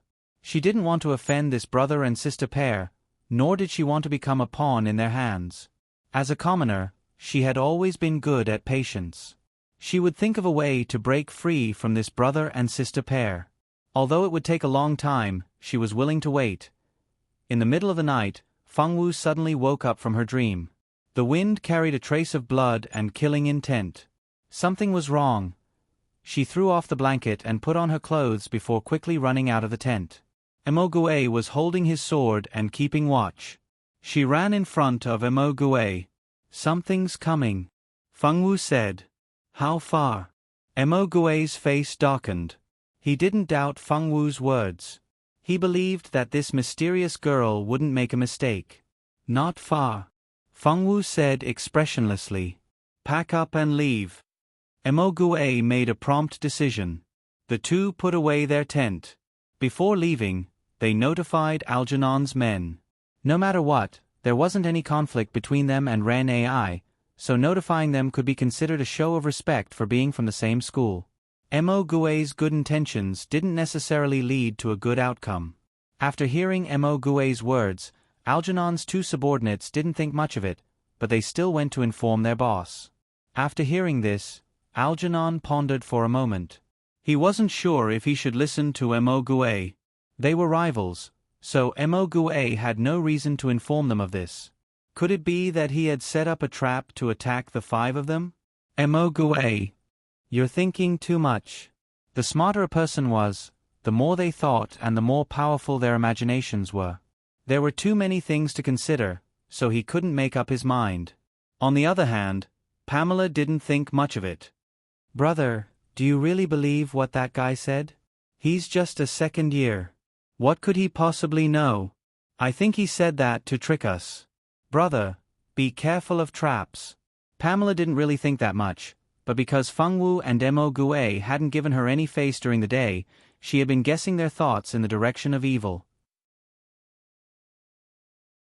While Algernon was still hesitating, Fengwu and Emogue had already jumped onto Little Alpaca's back and were running quickly through the desert. This was the first time a Jur had ridden on Little Alpaca's back. Little Alpaca didn't have a good impression of males. It was a cute little girl, so how could it let a man ride it? However, this was a crucial moment for them to escape. Without Little Alpaca's help, it wouldn't be easy for them to escape. A large pack of wolves was approaching from all directions. They were constantly moving toward the place where they had set up camp.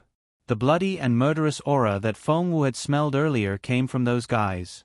If not for the fact that Fengwu had grown up in the mountains, she wouldn't have been able to smell anything different in the air.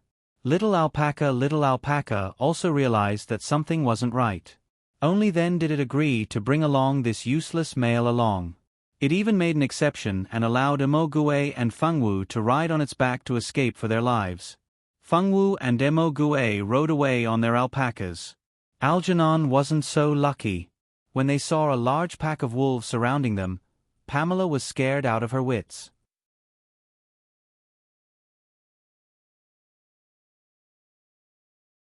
Chapter 470. The brother and sister duo regretted not listening to Emogue's warning and leaving quickly. Fortunately, although they didn't leave this place, they were still afraid that something would happen and had been on guard all along. That was why they had immediately discovered the wolf pack when it had surrounded them. The demonic wolves around them were all rank 1 demonic beasts. These rank 1 demonic beasts were nothing to Algernon and the others. They were just the lowest level of demonic beasts, and they could kill many with a single slash. But now, they were all ordinary people.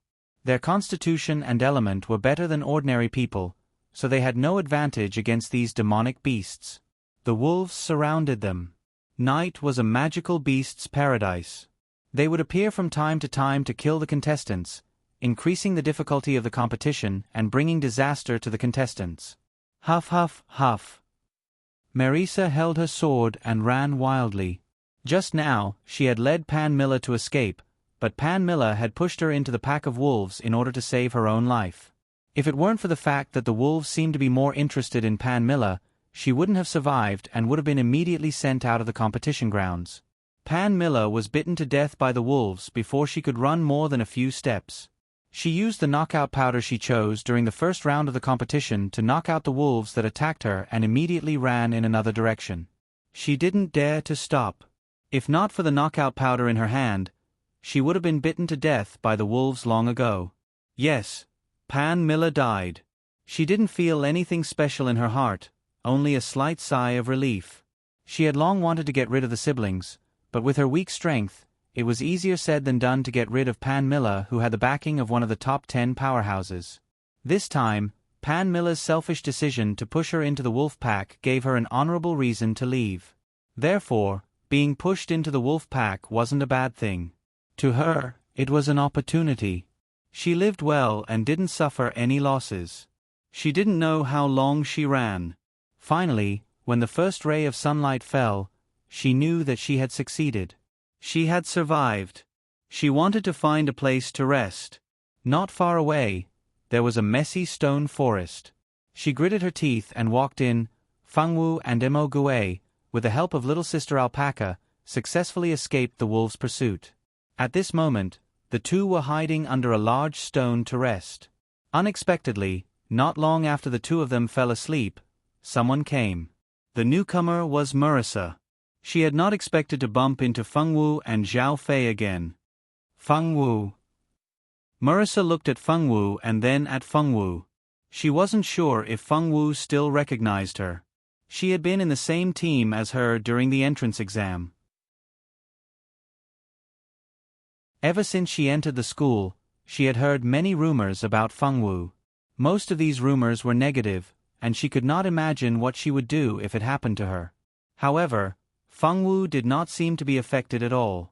She would often be surrounded by one or two friends as she walked around the school grounds. Even when faced with the criticism of others, she was calm and unafraid, which made Melissa admire her very much. If only she was so strong, that would be good, she often thought regretfully. She did not want to talk to Fengwu, nor did she want to talk to her because they had been in the same team. They were not familiar with each other in the first place, so there was no need for her to go up to her. She had thought that she would not have any more interactions with Fengwu, but unexpectedly, they met again. Fengwu did not seem to remember her. She felt a little disappointed, but she also felt that it was natural.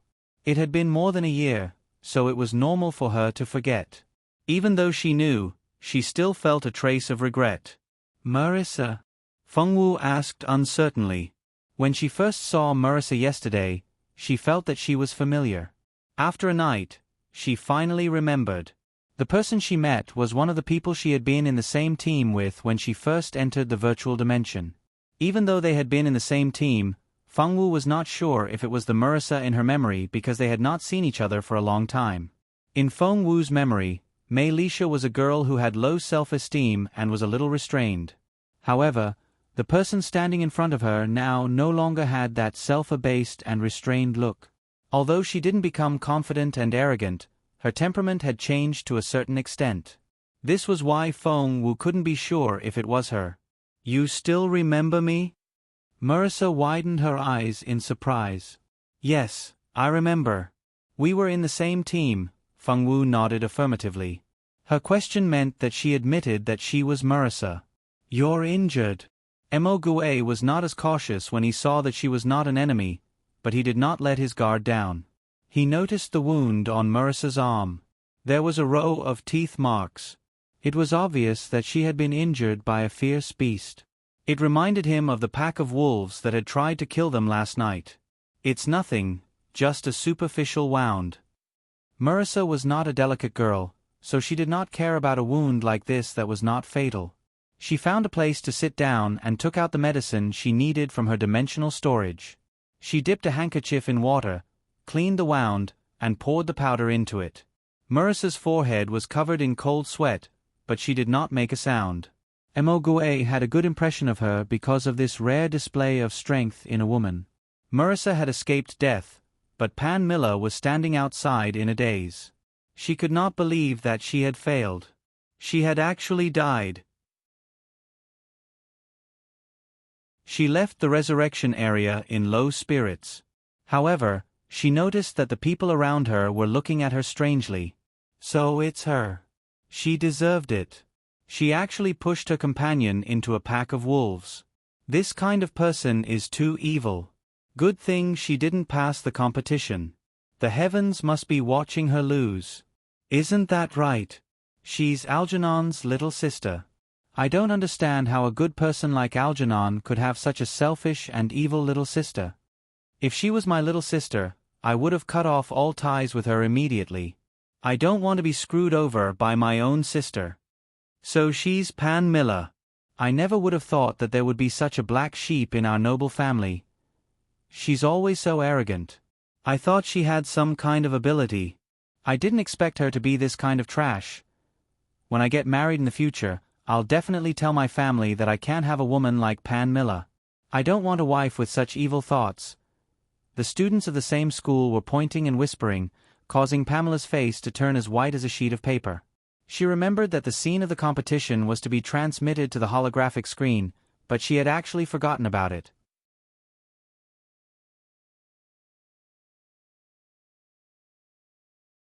Chapter 471.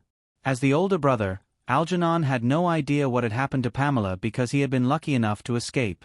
However, his two subordinates were not as lucky and had both died under the wolf's claws. None of this had anything to do with Feng Wu and the others. After a sleepless night, Feng Wu and the other two slept in the stone forest.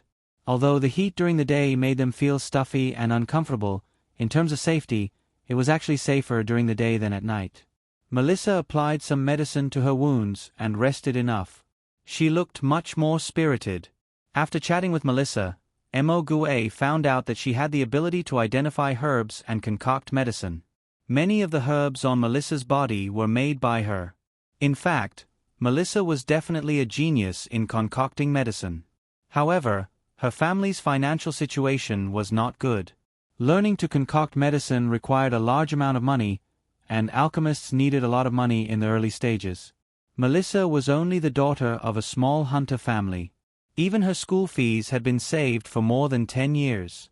How could she have the money to study alchemy? Melissa was also really talented. She had learned a few simple prescriptions as a hunter's daughter and improved a few good ones. After coming to Notre Dame du Starlight, she chose to study alchemy as an elective. In terms of concocting medicine, Melissa had worked hard and was better than most of her peers. This was because she had spent most of her time practicing swordsmanship. If she had entered the alchemy department from the beginning, it would have produced another dazzling genius. Because of Melissa's ability to concoct medicine, Mo Gue did not object to her joining. After all, Melissa was someone Feng Wu knew, so there was nothing wrong with her joining. However, the main reason he allowed Melissa to join was because he knew that with Melissa's strength, she would not be able to do anything to him and Feng Wu. With Marissa's help, many things became a lot more convenient. Marissa also knew why Mo Gue had agreed to let her join, so along the way, she would collect all the useful herbs she saw. When night fell, she would use those herbs to refine medicinal powder. The reason why she didn't refine the potions was because she didn't have the specialized equipment required for refining potions. This set of equipment was something she had chosen during her first group mission. She was still young, so she didn't want to be a burden and be despised. She had to show her value.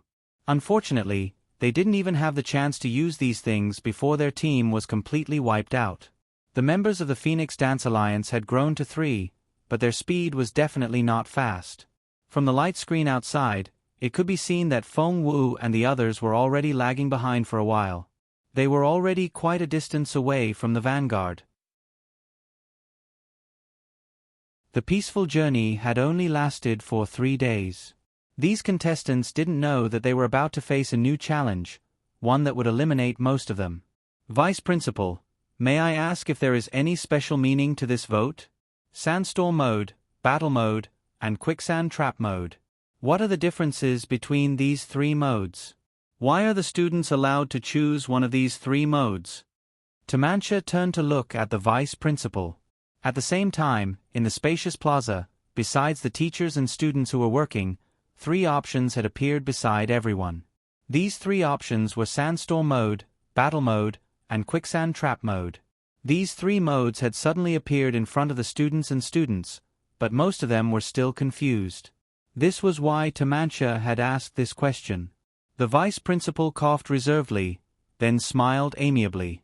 Unfortunately, his white beard made it impossible to tell whether he was amiable or not. These 3 modes are the tests they will encounter in the second desert stage. Every time they enter a new map, there will be a new test waiting for them. The difficulty will only increase. Then, do they have to go through all 3 modes? They can only choose one mode. Those who can't pass will be eliminated immediately. The other 2 modes that are not chosen will not appear in future competitions. The vice principal shook his head, his aged voice carrying a hint of joy. So, vice principal, you're looking forward to the next contestant's misfortune? Everyone was speechless. However, when they thought about how they could personally choose the mode that the contestants were going to experience, they felt very excited. Next, Tamancha asked the vice principal to introduce the 3 modes. Unfortunately, the vice principal was very tight-lipped this time and refused to say anything. He only asked everyone to choose based on their feelings. The difficulty of these 3 modes was different. Even the simplest mode was not easy. Therefore, no matter which mode they chose, the contestants would face a huge challenge. Alright, the final choices of the students have been made. Let's see which mode the contestants will enter. Tamancha opened the paper that recorded the final choices. Battle mode. 40% of the students have chosen this mode. Therefore, the next mode that the contestants will experience is the battle mode, Tamancha said excitedly on the stage. The audience below the stage was somewhat confused. Bro, what did you choose? Someone started chatting below the stage. Of course, it's the quicksand trap. I chose the battle mode. I feel that the difficulty is very high just from the name. Me too. I chose the sandstorm mode. I felt that I didn't understand the other 2, so I chose the only mode that I could understand. The contestants in the venue were naturally unaware of the huge commotion outside the stage. It was currently night in the competition venue. The desert at night was the most dangerous. Not only did the temperature drop, but all kinds of magical beasts would also come out to wander. If one was not careful, they would be bitten to death. After a few days of recuperation, Marissa's wounds were completely healed. Fortunately, this was the virtual world, so any injury would heal very quickly. In fact, after applying medicine, Marissa's wounds were completely healed in just a day. Now, they were rushing according to the map, but they had not met a single person in the past few days. This was very strange. Emogue studied the map for a long time. Although there were several paths to the next scene, the path that they had chosen would not be so desolate. After all, this was the safest and fastest path that Emogue had analyzed. How could they not have met a single person? If Emogue came from the future, he would definitely shout that this was illogical.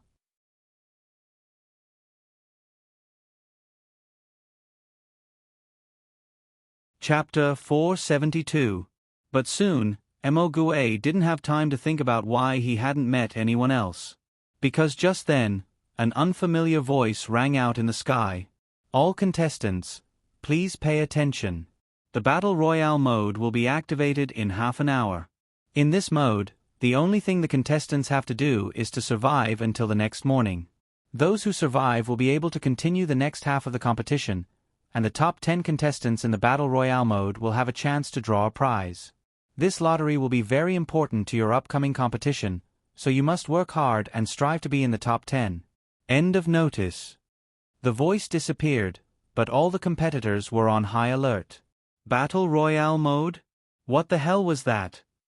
Pack up and prepare for battle, Emogue immediately said. He knew this competition wouldn't be so simple. After putting away the tents, everyone took out their weapons and stood on guard. Not far from Phoenix's group was the corpse of a large magical beast. The corpse had already been reduced to white bones, and it was unknown how long it had been there. Emogue directly led Fengwu and Melissa into the huge pile of bones. The bones were very large and covered the 3 of them, making it impossible for anyone outside to see them. Half an hour quickly passed.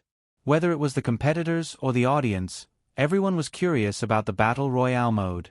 Finally, amidst everyone's doubts, the Battle Royale mode was activated. Kill. Roar. Roar, roar, roar. Kill, kill, kill. When half an hour had passed, everyone suddenly heard the sound of Battle Royale mode being activated. Then, they heard a series of angry roars filled with murderous intent and bloodthirsty aura. At this moment, the entire desert became lively. A large number of zombies and low-level magical beasts appeared out of nowhere and rampaged in the desert. Their eyes were glowing red, and their mouths were constantly howling. That soaring murderous aura was frightening to look at. Ah! Mogue sucked in a breath. Too scary. Melissa covered her mouth, not daring to make a sound. She was afraid of attracting the attention of those things outside. So many. Fengwu frowned. There were so many monsters outside. What should they do? Fortunately, they had the foresight to find such a place to hide. This skeleton still had the original aura of the magic beast, so the monsters outside couldn't find them for a while. However, they didn't dare to make a sound, afraid that they would be discovered.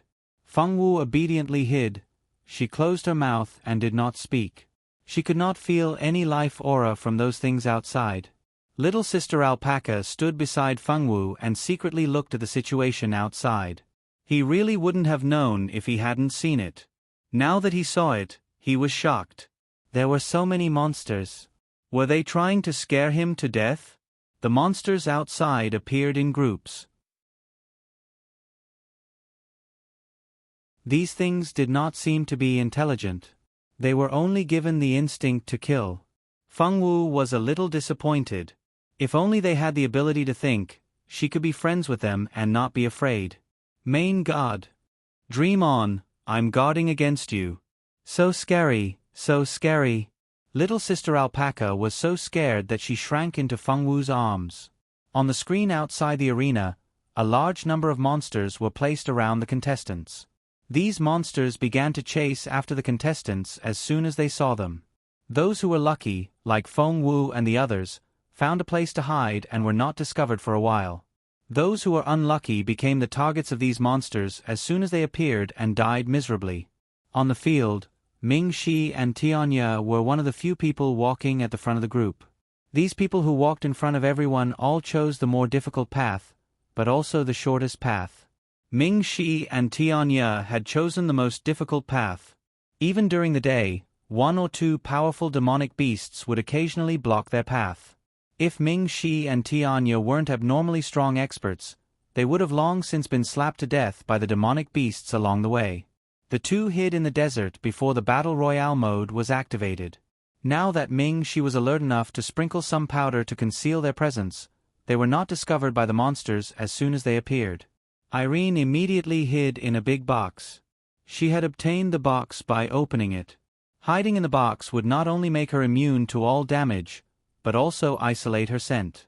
The box was also a unique item. However, when Irene opened it, she felt it was useless. It would have been better to give her a magic equipment that could increase her speed or increase her attack. Giving her such a box, was she supposed to hide in the box if she didn't want to? Originally, Irene refused to hide in the box. However, she knew what was going on with the Battle Royale mode. When there was nothing around her that could hide her, she immediately thought of the box that she had forgotten about. She immediately hid in it without hesitation. She knew how terrifying the Battle Royale mode was. It was safer to hide first. On the other side, Zicheng brought Eve to hide behind two big rocks. He carefully erased their scent. The demon wolf was a monster. For safety's sake, Zicheng also erased its scent. When the Battle Royale mode was activated, Zicheng and Eve saw the situation outside. The two of them were glad that their quick-wittedness had saved them this time. If they were stupid enough to hold their weapons and wait for the battle, they would have been surrounded by the monsters by now. What was unexpected was Zhu En, the girl who just became enemies with Fengwu. Zhu En was wearing a red cloak and disappeared in front of everyone. This cloak was also a unique item. It had the function of invisibility and concealing aura. Once she wore the cloak, no matter what, no one would be able to discover her. However, this cloak was not omnipotent. Although she could not be discovered, she could not be attacked and also could not be attacked. Once she took the initiative to attack or was hit by someone while wearing the cloak, the invisibility function would automatically lose effect. The cloak's owner would immediately appear in front of others. Therefore, the cloak could only hide her from others, but it could not protect her. It was unlike Irene's box, which had the function of being immune to all attacks. With the invisibility cloak, June was completely fine. She carefully avoided all the monsters and zombies. She was very careful and did not dare to touch anything. Those who didn't get the special items and didn't react in time weren't so lucky. On the screen, a large number of contestants were killed by these magical beasts and died tragically. Only a few people escaped, but even if they escaped, it wasn't necessarily safe. There were magical beasts and zombies everywhere, and if they weren't careful, they would still die.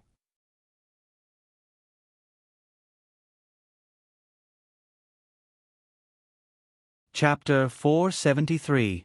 The night brought endless slaughter. Screams filled the sky as countless contestants lost their qualifications to participate in the competition under the claws and jaws of the monsters. Outside the contestants' respawn area, a large number of contestants would appear from time to time. At this time, only half of the contestants were left, and the number was still decreasing. When the monsters appeared, a large leaderboard appeared beside the screen. The names of the contestants and the number of monsters they killed appeared on the leaderboard. The leaderboard was constantly changing, but the difference between the rankings wasn't large. Until now, there had yet to be any players that would make people's eyes light up. The number of monsters on the leaderboard wasn't very high. Normally, it would be around 10. Fengwu rubbed her stomach, a sad expression on her face. "I'm hungry." Emogue and Marisa stood motionless beside Fengwu, as if they were facing a great enemy. The monsters weren't as dense as before. Instead, they spread out in all directions. There weren't as many monsters guarding Emogue's bones as before. Most of them had already left. Of course, they wouldn't go too far. Similarly, a leaderboard appeared above the arena. The leaderboard was glittering with a golden light. Amidst the golden light, the names of the participants and the number of monsters they had killed jumped up and down. The competition was intense. Everyone understood that the top 10 of the Great Battle Royale was most likely calculated based on this leaderboard. If they wanted to get into the top 10, they would have to continuously kill monsters. Moreover, they would have to kill more monsters than anyone else. "Kill our way out?" Marisa asked with uncertainty. She knew her own strength. With so many seniors in front of her, it was impossible for her to get into the top 10. Her goal was to survive until the end of the Battle Royale. As long as she could survive until the end of the Battle Royale, she would have made a name for herself in the eyes of Star Hall. If she wanted to join Star Hall in the future, this competition would be a good bargaining chip. Emogue thought for a few seconds before nodding. He wanted to fight for a spot in the top 10. Although his chances of success were very low, so low that it was practically impossible, there was still Fengwu. He knew how strong Fengwu was. Perhaps Fengwu could do it. With that in mind, Emogue nodded in agreement. Taking a step back, even if he and Fengwu did not succeed, it did not matter. There was a place they could retreat to, and their lives would not be in danger. "Xiao Wu, wanna go kill some monsters?" Emogue turned to ask Fengwu. "Hungry." Fengwu blinked and looked up at him. I'll eat after killing the monsters?" he asked uncertainly. Fengwu nodded in agreement. Thus, the girl leaped out from her hiding place with her sword in hand and began to kill in all directions. Without fighting spirit, she still had strength, sword skills, and physical strength. Therefore, Fengwu rushed over and quickly killed 2 zombies. In fact, zombies were much easier to deal with than magical beasts, because zombies had a weakness, and that was their heads. Once their heads were blown off, they would no longer be immortal. Magical beasts, on the other hand, were nimble and had thick skin and flesh. These magical beasts were much harder to deal with than zombies. Fengwu killed her way into a group of monsters. Her graceful sword skills and nimble movements allowed her to kill monsters much faster than Emogue. Although Emogue was also killing monsters, he was not as talented as Fengwu. Naturally, he did not have Fengwu's strength and speed. At the same time, Ming Shi and Skycliff moved as well. The two of them each chose a group of monsters and charged in. Their sword skills flowed like water, and in a short while, many monsters were lying on the ground. Zicheng and Irene also began to move. As the female lead, Zicheng naturally needed her. As for Irene, she knew that this lucky draw opportunity was very rare and would be very beneficial for the competition later on. So, no matter what, she had to fight for it. Eve hid in a corner, not daring to go out and fight. She was so afraid that her entire body was trembling. These monsters were too terrifying. They all opened their bloody mouths and roamed around them with a stench of blood and stench. Eve was quite frightened. How could she dare to fight for the top 10? She only wanted to survive until the end.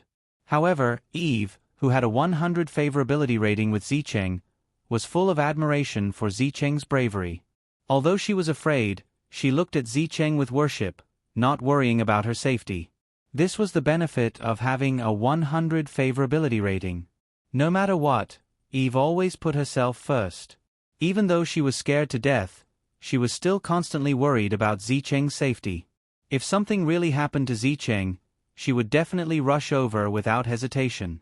Even if she died for Zicheng, she would not hesitate. Other than these people, many powerful 5th and 6th grade experts had also started to farm monsters to earn points.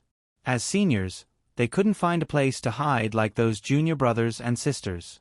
If they did such a thing, they would probably be laughed at to death by others. Apart from observing the situation at the beginning, all the seniors who had been hiding chose to go on stage to earn points. Everyone was aiming for the top 10. As soon as they entered, the battle became much more intense. Because the contestants couldn't use their battle chi or magic power, this battle was incomparably difficult. Even the 5th and 6th grade experts suffered heavy casualties. There weren't many 7th grade contestants because the 7th grade was considered a graduating class. Being able to enter the graduating class was already a proof of their strength. Although this was a rare opportunity, there weren't many 7th grade contestants. Only a few people came in to play out of boredom. Most of them stayed outside to support the teacher's work, or simply to be spectators. The competition for points continued. Although the number of people who chose to fight wasn't small, even more people chose to seek stability.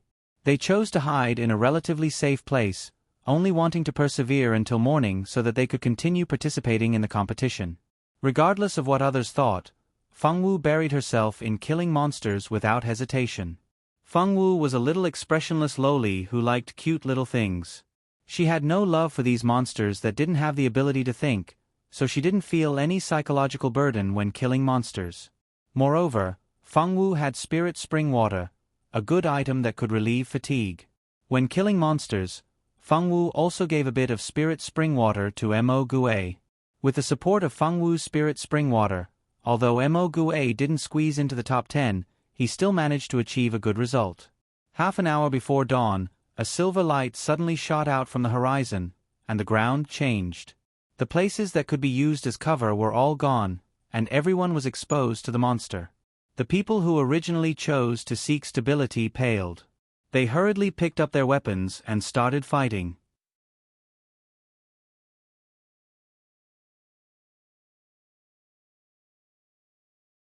Chapter 474.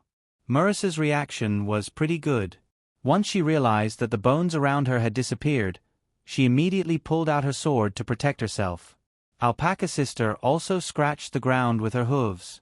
Fortunately, most of the monsters around them had been cleared, so they didn't encounter any danger. Eve, on the other hand, wasn't so lucky. She was hiding in a corner and thought that she was safe, so she didn't take any precautions. Even Zicheng didn't expect this to happen, so Zicheng, who was busy killing monsters, didn't think that the object she was hiding in would disappear. Since she didn't think about it, she naturally didn't notice Eve's safety beforehand. The result was that Eve only had time to scream before her stomach was torn open by the monsters. After a blood-curdling scream, Eve received her lunchbox just like that. Zicheng wanted to save her, but it was too late. She was a bit far from Eve, so she couldn't reach her in time. The final battle mode had been activated. Everything that could be used as a hiding place was taken away by the Lord God, and the contestants had to survive in the last half an hour. The weak mage students wanted to cry. They were just weak mages with weak health. Why did they have to fight these monsters with weapons? Woo-woo. This competition isn't fair. It's not fair. They collectively protested. This is too unfair. Our mage students have weak health, and they actually want us to kill monsters with the Swordmaster students. What kind of justice is this? This is blatant favoritism. Why do we mage students have to kill monsters like the Swordmaster students? We can't even use magic. How can we kill monsters? The two mage students who had just been eliminated from the competition started complaining to their friends as soon as they came out of the revival area. They felt that the school was biased towards the Swordmaster students. If they weren't biased, why would they come up with this idea? The mage and Swordmaster students sealed their abilities and sent them to the competition. The Swordmaster students were all as strong as magical beasts. Even if they didn't have battle chi, they could still survive with their stupid strength. What about the mage students? They didn't have any strength or stamina, but they had to do the same thing as the Swordmaster students. They couldn't accept it. He refused to accept it. For a moment, all kinds of dissatisfied voices rang out outside the arena. The loudest voice came from the mage department. When facing the Swordmaster department, they had all kinds of feelings of superiority. To be able to become a mage was an existence that was like being favored by the heavens. On the other hand, the people from the Swordmaster department were just a bunch of people who had no talent in magic and could only learn fighting aura. Who didn't know that on this continent, mages were the most respected. Most of the famous alchemists and pharmacists studied magic. There were very few master pharmacists and master alchemists among the Swordmasters. Because they were gifted with talents that most people did not have, the students of the mage school had always been proud. They always felt that they were nobler than the students of the other schools and that their future achievements would definitely be higher than those of the other schools. But now, they were being trampled under the feet of the Swordmaster department. Most of the people left on the field were from the Swordmaster department. As for the mage department, only a few of them were able to survive. These people were all standing at the top of the Notre Dame du Starlight. Those with average strength had already been eliminated. This was only the second scene and so many people had already been eliminated. The later scenes would only get more and more people eliminated. This made the people who were left on the field take the following matches seriously. Half an hour passed by quickly. The only one who managed to survive the night was June, who did not kill any monsters. June relied on her powerful equipment. This night, she was definitely the most relaxed one. The invisibility cloak helped her a lot. Although the Lord God had already taken away all the concealment items, he wouldn't touch the contestants' own items. This invisibility cloak was the only item that June had gotten from the chest, so naturally, it was allowed to stay on the field. Among all the people left on the field, she was the only one with 0 points.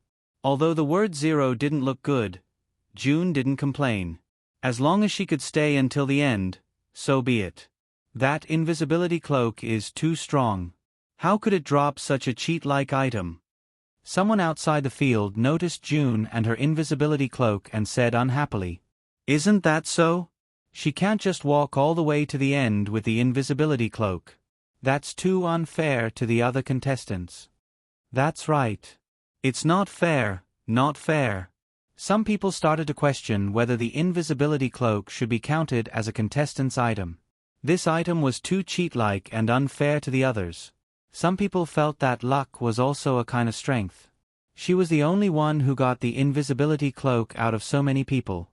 Didn't they say that her luck was good?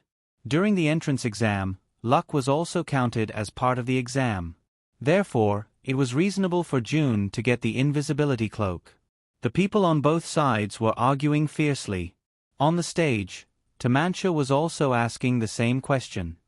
Vice Principal, there are many people in the audience who are questioning whether the invisibility cloak should be counted as an item. The invisibility cloak's ability is too strong. The students are very concerned about whether, as long as they wear the invisibility cloak, they can walk all the way to the end without worrying about being chased by monsters or other dangers. Actually, although the invisibility cloak seems to be very advantageous in the competition, it won't be very useful in the later stages of the competition. Therefore, everyone's worries are unnecessary. When the school chose to put the invisibility cloak in the contestants' items, they had already thought of all kinds of possibilities and made countermeasures to deal with these possibilities. We definitely won't let someone win all the way just because they got a powerful item. This competition is very serious. We won't allow such a possibility to exist. The vice principal stroked his beard seriously. He looked very dignified when he was so serious. These students must be admiring this great vice principal in their hearts. Everyone below the stage. Principal, we want to report that the vice principal is acting cool again. When the audience found out that the invisibility cloak wouldn't be very useful in the later stages of the competition, they were finally relieved. As long as the competition was fair, it was fine. Everyone expressed their trust in the vice principal's words. Although the vice principal was often crazy and unreliable, he won't lie when it came to important matters. Of course, it was hard to say for small matters. The whole school knew that the vice principal was narrow-minded. Many people who offended the vice principal were very miserable because of many small matters. In the arena, when the first ray of sunlight appeared in the sky, everyone felt like they had just survived a disaster. Oh my God! They almost thought that they were going to die here. Most of the guys almost shed tears. The girls also heaved a sigh of relief. Everyone was exhausted from the night. They couldn't remember how many monsters they had killed or how many times they had been scratched by these monsters. Right now, they only felt that their bodies didn't belong to them anymore.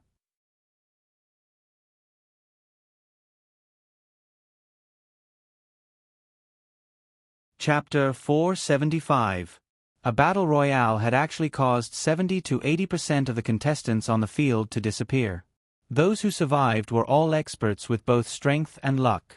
Of course, there were also those who were lucky enough to survive, but these people were very rare, less than 5 of them. After the last refresh of the leaderboard, the points had completely stabilized. The first place on the leaderboard was Skycliff with 780 points. The second place was Ming Shi with 775 points.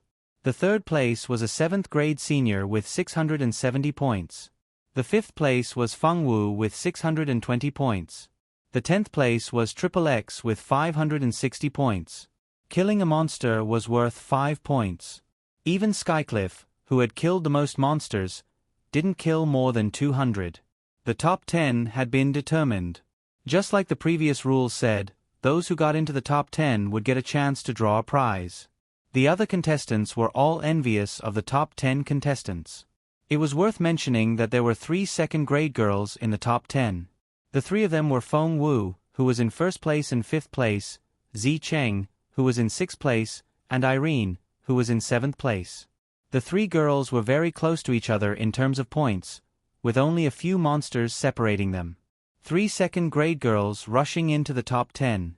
This was simply impossible in previous years. In the past, it was already amazing to have 1 dark horse appear at the same time, but this time there were actually 3 dark horses. Moreover, 2 of the 3 dark horses were actually mages. Mages with low health were relatively weak in the early stages. Who would have thought that these 2 girls would actually fight their way into the top 10? The mages outside the field could finally hold their heads high. At least they didn't lose too much face. With 2 dark horses, let's see who would dare to look down on the mages. The Swordmaster students in the same grade as Feng Wu were very surprised. No one would have thought that there would be a dark horse among the 2nd grade Swordmasters. The mages were very proud. It was a pity that the 1st place in the grade, a jur, didn't sign up for the competition. Otherwise, there would definitely be 3 dark horses. Feng Wu and the other 2 found a place to sleep under the sun. I forgot to mention that after the match ended, the objects that had disappeared from the arena returned to their original positions.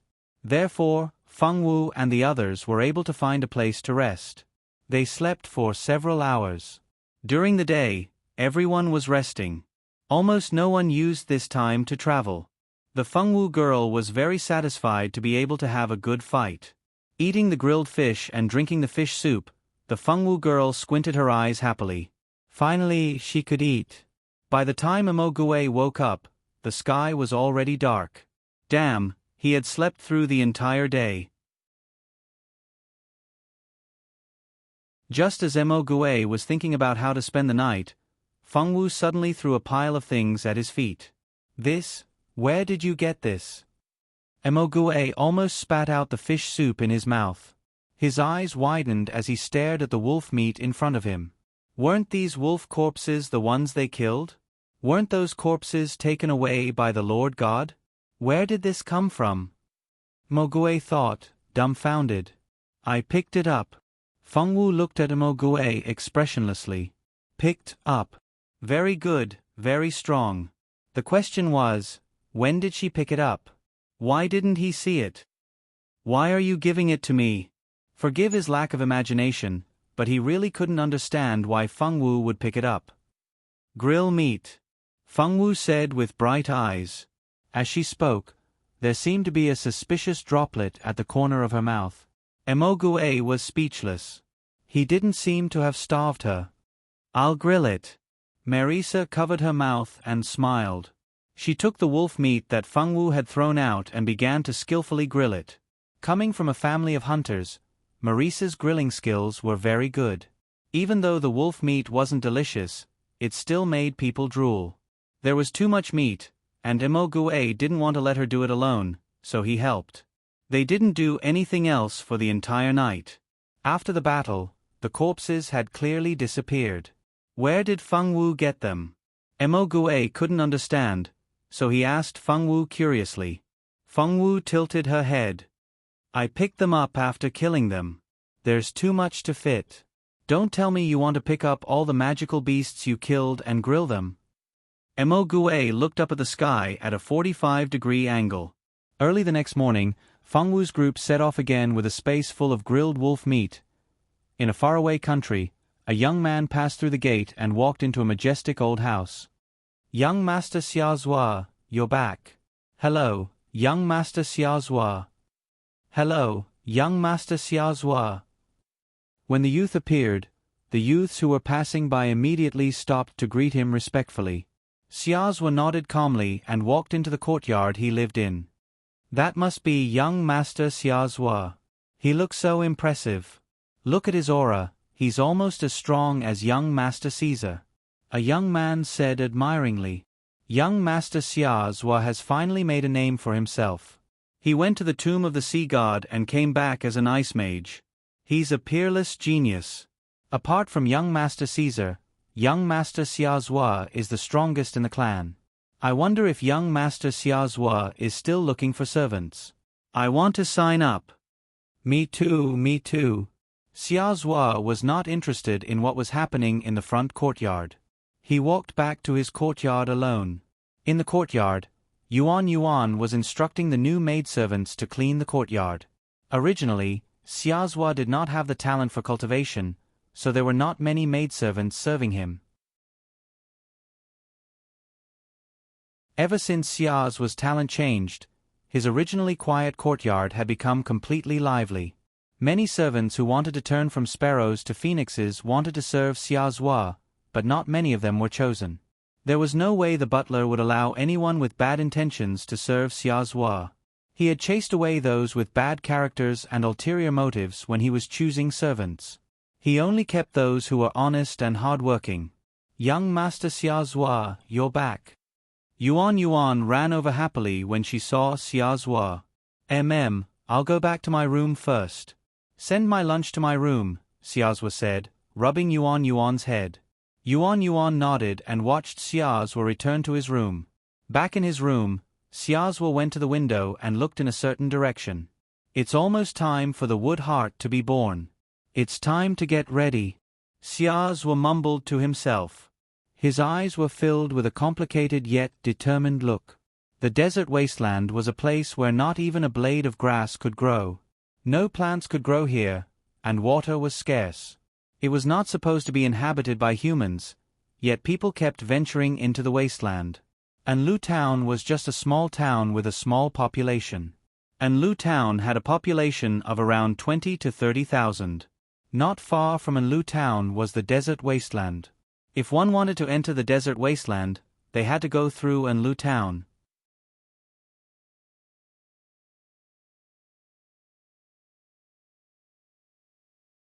Chapter 476.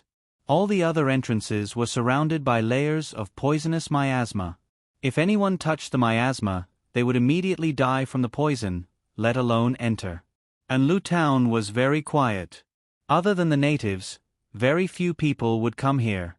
But recently, more people came, and these people were all here to ask about the desert wasteland. Auntie, may I ask if something strange has happened in the desert recently? Why are there so many people here? 10 young men and women of different styles were walking on the streets of Anlu Town, covered in dust. If they were used to strangers coming here, the townspeople were not as surprised as they were at the beginning. I don't know what happened. Since a while ago, more people have been coming here. I don't know if it's a good thing or a bad thing. A plainly dressed auntie sighed. When no one came here before, she felt that this place was very quiet. Now that people came, she was worried that something would happen. Auntie, don't worry. It won't be a bad thing. The purple-haired girl said gently to the auntie. I hope so. The auntie sighed again. She did not stay on the street. She walked into her house and closed the door. She didn't even say anything. Why did she leave? The blue-haired girl complained. Let's find a place to stay first. The gray-haired man walking in front turned around and said, then walked away without another word. The others could only follow. The black-haired girl looked around curiously and saw a small dog walking on the street. She wanted to talk to the dog, but the blonde man beside her pulled her away. I'm sorry, we only have 3 rooms left. Can you take a look? The owner of the hotel stood in front of the gray-haired man and said politely, no, I don't want to stay in the same room with others. I refuse. The blue-haired girl immediately shouted, I want those 3 rooms. Here's the money. The gray-haired man pretended that he didn't win and paid the owner without hesitation. No, why don't we go to other hotels? Maybe they don't have empty rooms. The girl said, there are only 2 inns in this town, and there aren't many rooms. These 3 rooms are only empty because someone entered the desert today. The other inn won't have any empty rooms. Irene couldn't hold it in any longer. This woman relied on the fact that she was a 7th-year student and had been blabbering non-stop. She had opinions about this and that. Did she think that they were on a trip? How would you know if you haven't seen it? Also, what right do you have to talk to me like that as a burden? The blue-haired girl looked coldly at Irene, her face full of dissatisfaction. Irene just pretended not to see it. If she was dissatisfied, then so be it. Anyway, she didn't want to tolerate it anymore. Senior Yaoyue, Irene, stop fighting. Zicheng looked at the 2 of them worriedly, not knowing how to persuade them. This Yaoyue, relying on the fact that she was a 7th-year senior and had a family behind her, she didn't like anyone. If it wasn't for the fact that he wanted to leave a good impression, Zicheng wouldn't have bothered with this woman. What does it have to do with you? Who do you think you are? You're just a burden. I really don't understand why the school agreed to let 3 second-year students join this mission. What are they doing here? Dragging us down. Yaoyue was getting more and more dissatisfied. As she spoke, she glared at Fengwu, who didn't provoke her, and only then did she feel a little better. If you want to leave now, you can leave at any time. The gray-haired man, Mogfelt, said with a gaze as cold as ice. Yaoyue still shut her mouth. She dared to get angry at Zicheng because the 3 of them were only 2nd-year rookies. However, Mogfelt was in the top 10 of the 7th year. His strength wasn't something she could compare to. In front of such a strong person, no matter how dissatisfied Yaoyue was, she could only shut her mouth. That's right, this group of people wasn't just anyone. They were the top 10 chosen from the Extreme Survival Challenge.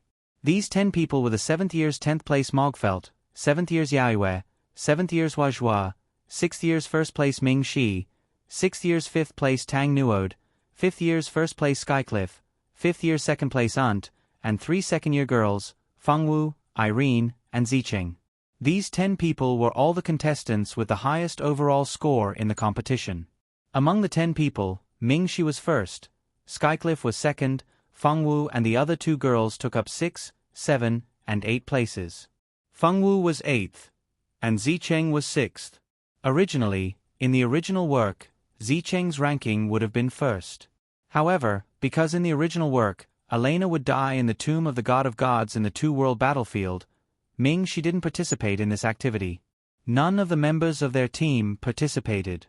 Without Ming Shi and Skycliff, and because Mogfelt and the other strong people weren't interested in this competition, Zicheng got first place in the original work, and his name shook the whole school. This time, there were too many unexpected factors. Several strong people who shouldn't have appeared. In the competition scene, she couldn't use any of her cheat fingers.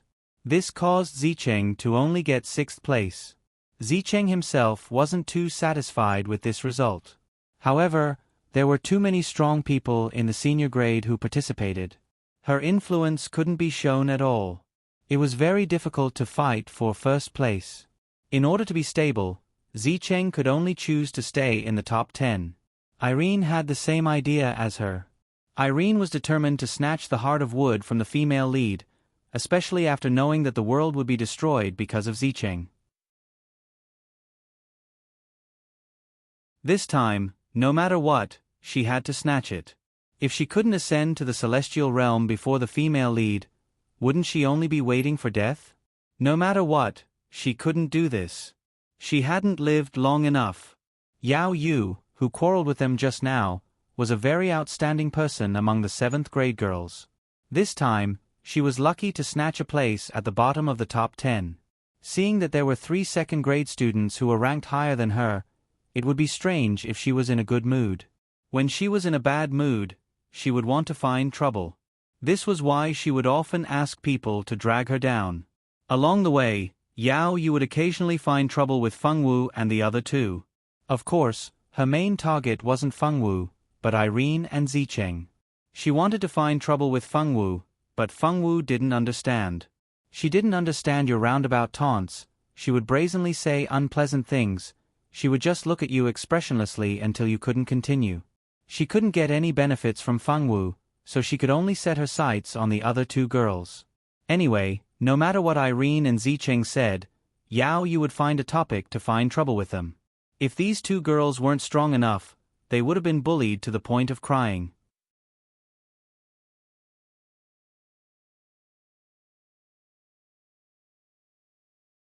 Chapter 477.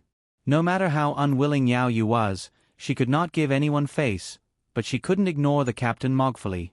Mogfuli's strength in the 7th grade was much stronger than her. She knew that this time she was able to participate in this special mission. A big reason was because of her good luck. There were many people in the 7th grade who were stronger than her. Those strong people didn't participate in this competition, which gave her the opportunity to participate in this mission. Yao Yu didn't dare to offend Mogfuli, who had a prominent reputation in the 7th grade. Don't look at how she mocked and ridiculed Fengwu and others. It was only because they were young and their strength couldn't surpass her, so she had nothing to fear.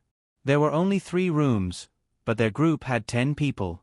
Among these 10 people, there were 6 boys and 4 girls.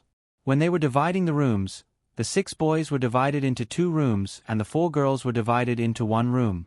This division was very fair. Originally, there were more people on the boys' side.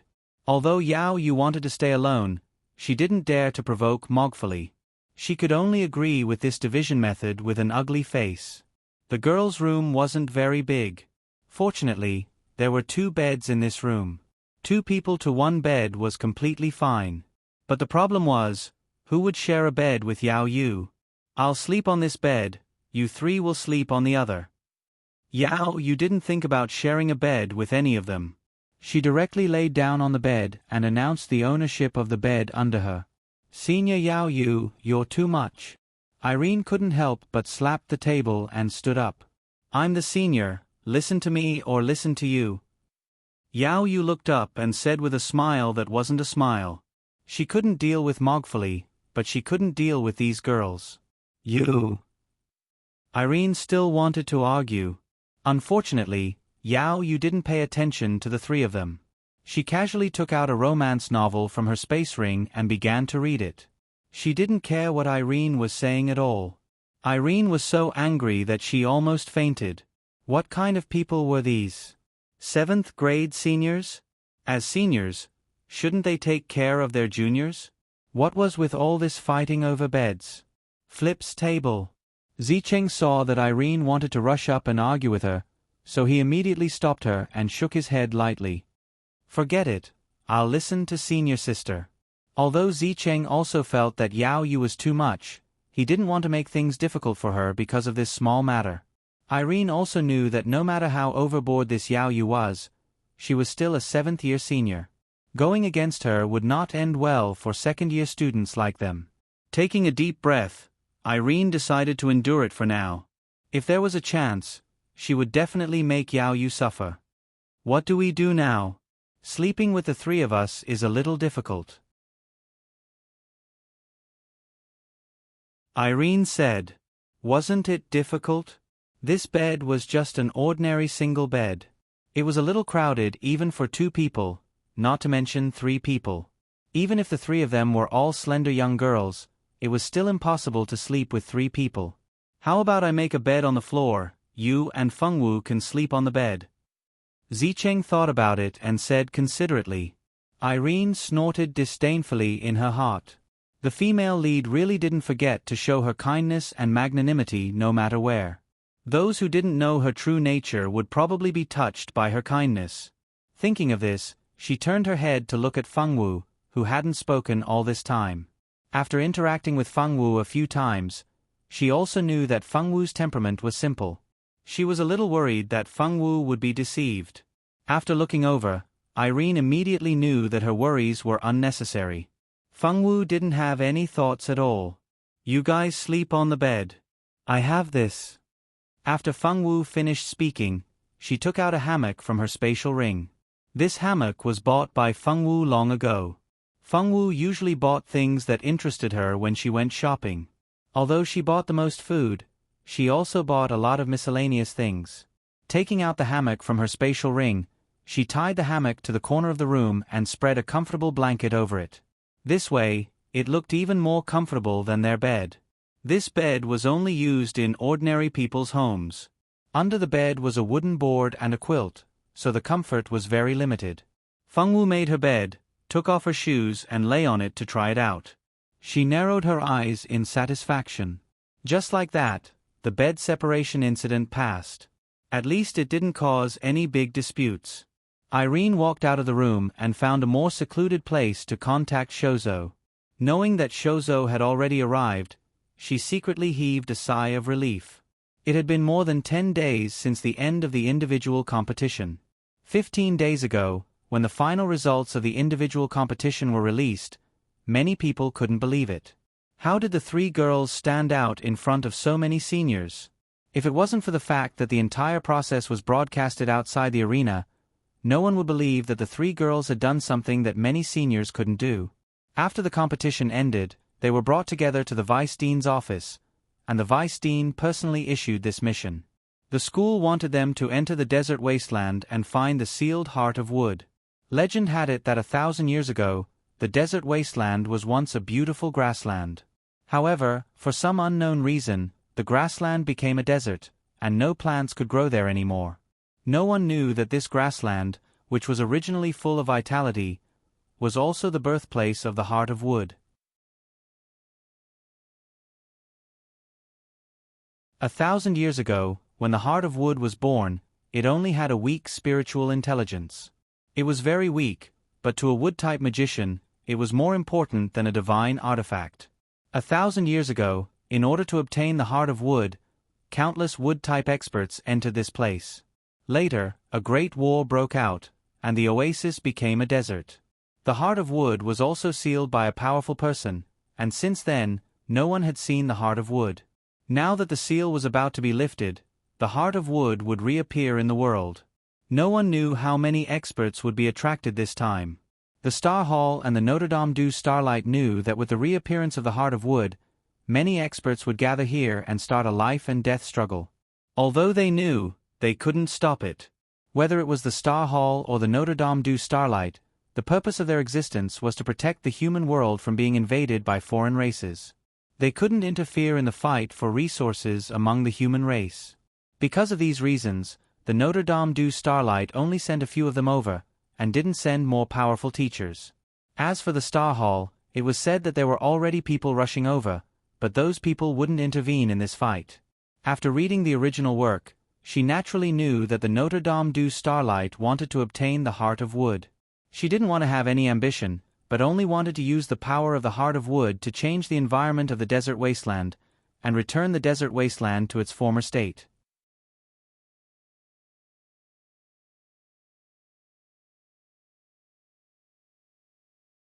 Chapter 478. Because of these reasons, the Notre Dame du Starlight only sent a few of them over and didn't send a more powerful teacher. As for the Star Hall, it was said that there were already people rushing over, but those people wouldn't intervene in this fight. After reading the original work, she certainly knew that the Notre Dame du Starlight wanted to get the Heart of Wood. She didn't want to have any ambition, she just wanted to use the power of the Heart of Wood to change the desert wasteland's environment and return it to its previous state. Perhaps this process would be very slow, but if it succeeded, it would definitely benefit the people. Unfortunately, the female lead in the original work obtained the Heart of Wood and made it form a contract. Once the Heart of Wood formed a contract with a human, of course, it was impossible to put it back in the desert wasteland, so the school's plan couldn't be realized. With so many variables in this life, she didn't believe that Zicheng's female lead aura would still be so invincible. After a simple dinner, Fengwu and the others went to bed early.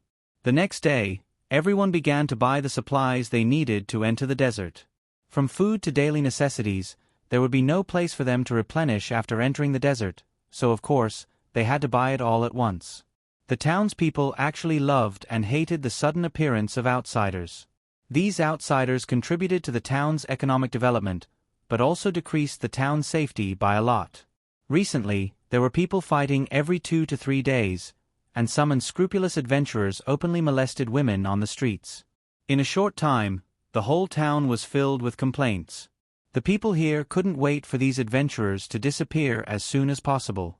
If they could enter and never come out, that would be even better. A strange treasure was about to appear in the desert wasteland, but it was just a guess and a rumor. No one could confirm this point, so most of the people who came here were still in a wait-and-see state. Although some people had already entered the desert, more people still stayed in the town. They might want to stay for a few more days, or they might want to wait for the news to be confirmed before entering the desert wasteland. In short, no matter what these people were planning, with so many adventurers with different personalities staying here, it was a big trouble for the town's residents. Although the adventurers would not kill ordinary people at will, they would be bullied from time to time, which made it difficult for the residents here to have a good impression of the adventurers. In just a short period of time, some of the better-looking girls had already hidden in their own houses and wouldn't go out easily. Now, the ones walking outside were all ordinary-looking women. The girls didn't dare to rashly go out with their fellow disciples. The townspeople already had a certain degree of fear and dissatisfaction with the adventurers. It was no wonder that Fengwu and the others couldn't get any information when they entered the town yesterday. On the third day, the group of 10 entered the desert on foot.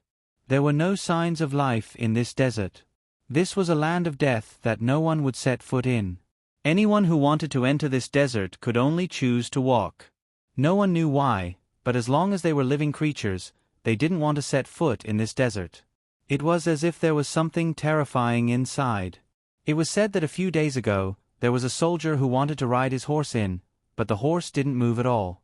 It had a frightened look on its face and refused to go in no matter what. Even when it was almost beaten to death, it didn't want to move an inch. This happened many times, and in the end, everyone had no choice but to obediently walk in. In the desert wasteland, there was only endless yellow sand and the scorching sun. There were no creatures to be seen. Stepping on this land, the 10 people instantly felt a suffocating pressure. There was also a kind of bone-chilling fear. It was as if there was a man-eating monster in front of them, and this monster was waiting to swallow them all. Fengwu looked at the endless yellow sand and touched the Rue beast baby on her old bag. Her eyes flashed with a trace of doubt. This place is so strange. As soon as I walked in, I felt like I stepped into the gates of hell. Donovan said as he flicked his fingers. Indeed, it is not a good place. Huazhua nodded and responded. Everyone be careful. This place is not simple. Mojiofri said expressionlessly. Everyone's hearts were heavy. They all felt that this mission would not be so easy to complete. But thinking about it, for this mission, the school even held some kind of extreme survival challenge. Making such a big scene, it would be strange if the mission was simple. This place has evil energy. Moreover, the evil energy has formed clouds. Everyone be careful not to be disturbed by the evil energy. Yao Yu's face was ugly as she looked into the distance. Is it an undead? Mojiofri frowned and asked. It could be, or it could be something else. We have to wait until we see it to know. Yao Yu said. Irene and Zicheng had a new level of respect for Yao Yu. They originally thought that she would only find trouble with them and put on the airs of a senior. They didn't expect her to have some ability. Yao Yu was a very rare necromancer in the school.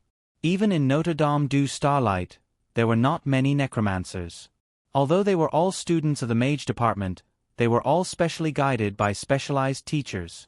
In the school, necromancers were the most mysterious existences. Although Yao Yu's character was not that good, she was definitely a strong one among necromancers. This was also the reason why she was able to successfully obtain a place among so many people. With Yao Yu's reminder, everyone carefully walked towards the place marked on the map. Before leaving Notre Dame du Starlight, the school gave them a map. This map recorded the place where the Heart of Wood was sealed. What they had to do was to bring the Heart of Wood back to the school and hand it over to the vice dean. Rushing from here to the sealed place was not something that could be done in a day or two. Without coming to the desert wasteland, one wouldn't know how big this place was.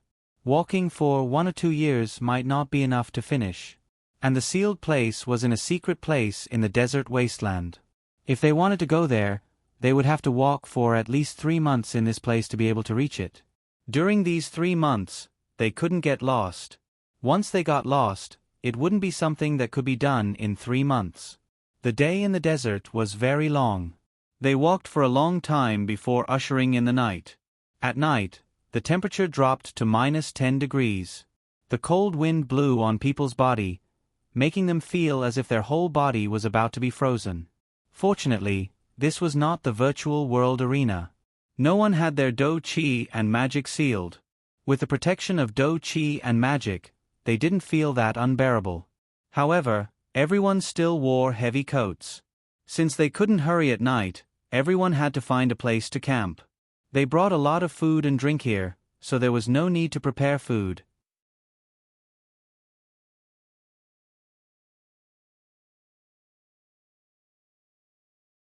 Chapter 479.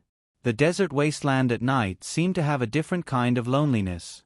Standing on this piece of land, one couldn't help but feel a dull feeling in their hearts. Due to their depressed mood, everyone didn't sleep well. After a night's rest, everyone continued on their way. There were quite a few people who entered the desert wasteland recently. They didn't walk for long before they met a group of people who were going the same way. At this time, when they met other people in this place, no one was in the mood to stop and greet them. Each of them carefully stared at the people around them, afraid that these people would rush up and attack them. Fortunately, there weren't many people who directly attacked. Although everyone was looking for treasure, if they didn't see the shadow of the treasure, they naturally wouldn't do such a stupid thing. The desert wasteland was very big. No one knew where the treasure would appear. Although they didn't know the specific location, many people guessed that if the treasure really appeared, the most likely place would be near the center of the desert wasteland.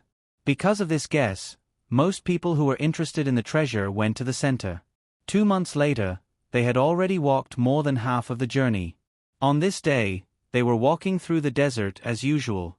However, they didn't expect to suddenly see a dilapidated castle in front of them. This castle looked very old, as if it had been damaged by some kind of power. The walls were full of traces of time. Why is there a building here? Goth looked at the dilapidated castle in front of him with some confusion. They had been in the desert wasteland for 2 months.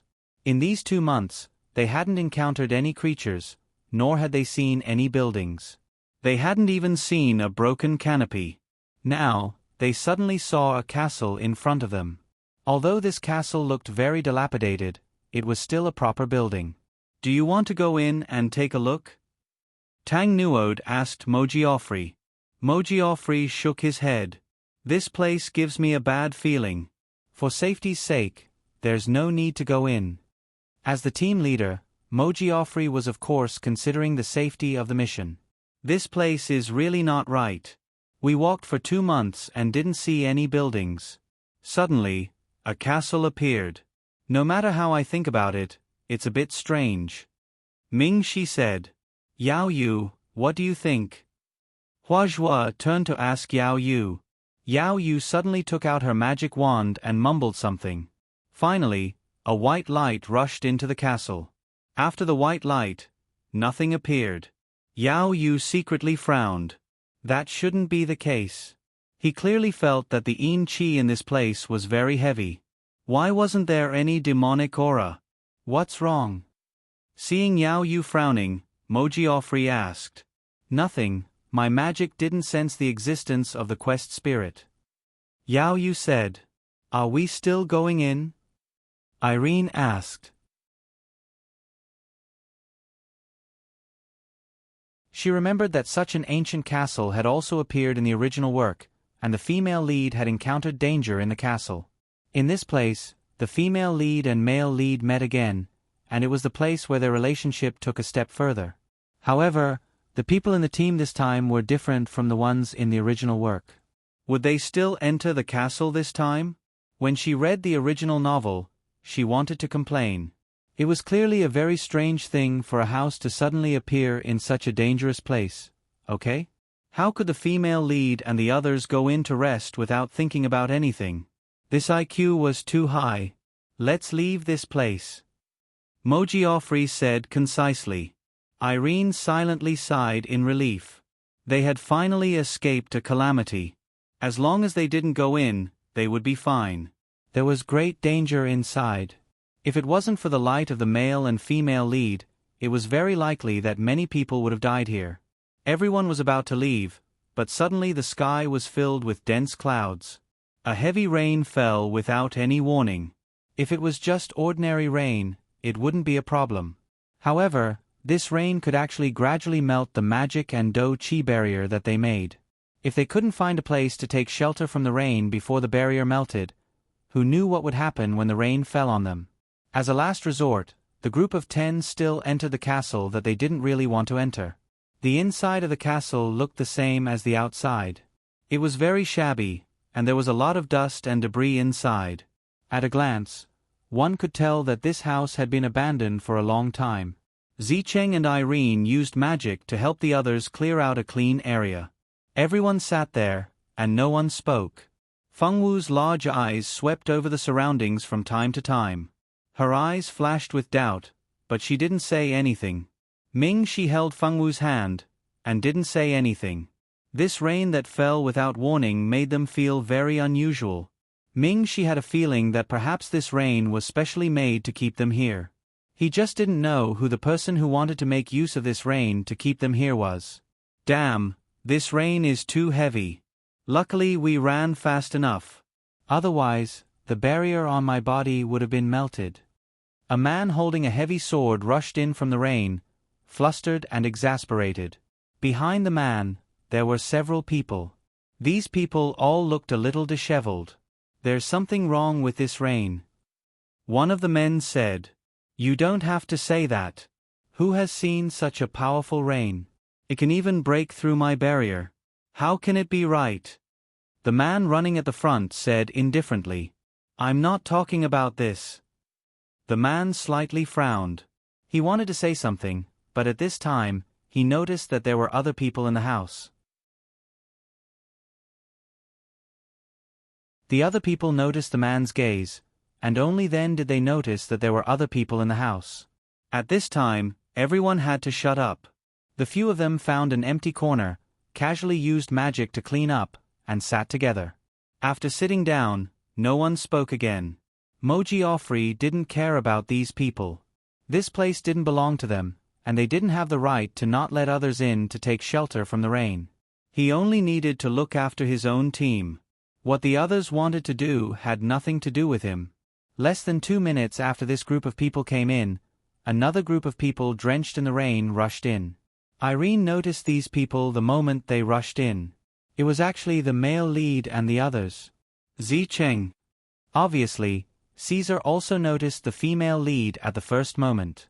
Irene touched her chin. She looked at the reincarnated man, Xia Zhua, whose expression didn't change, but whose eyes flashed with a trace of uneasiness. "See, your brother may soon become the female lead's puppet. Are you sure you can stop it?" "I can only try," Xia Zhua responded with his eyes. He really wanted his brother to repent and be saved. He wanted to forget about Zicheng and treat his fiancée well. Unfortunately, his brother was very stubborn. If he insisted on stopping it, he was afraid that it would backfire. So he could only take one step at a time. You're tuning in to the Narrate and Escape YouTube channel. Don't forget to subscribe and join us on this journey to catch the most captivating stories.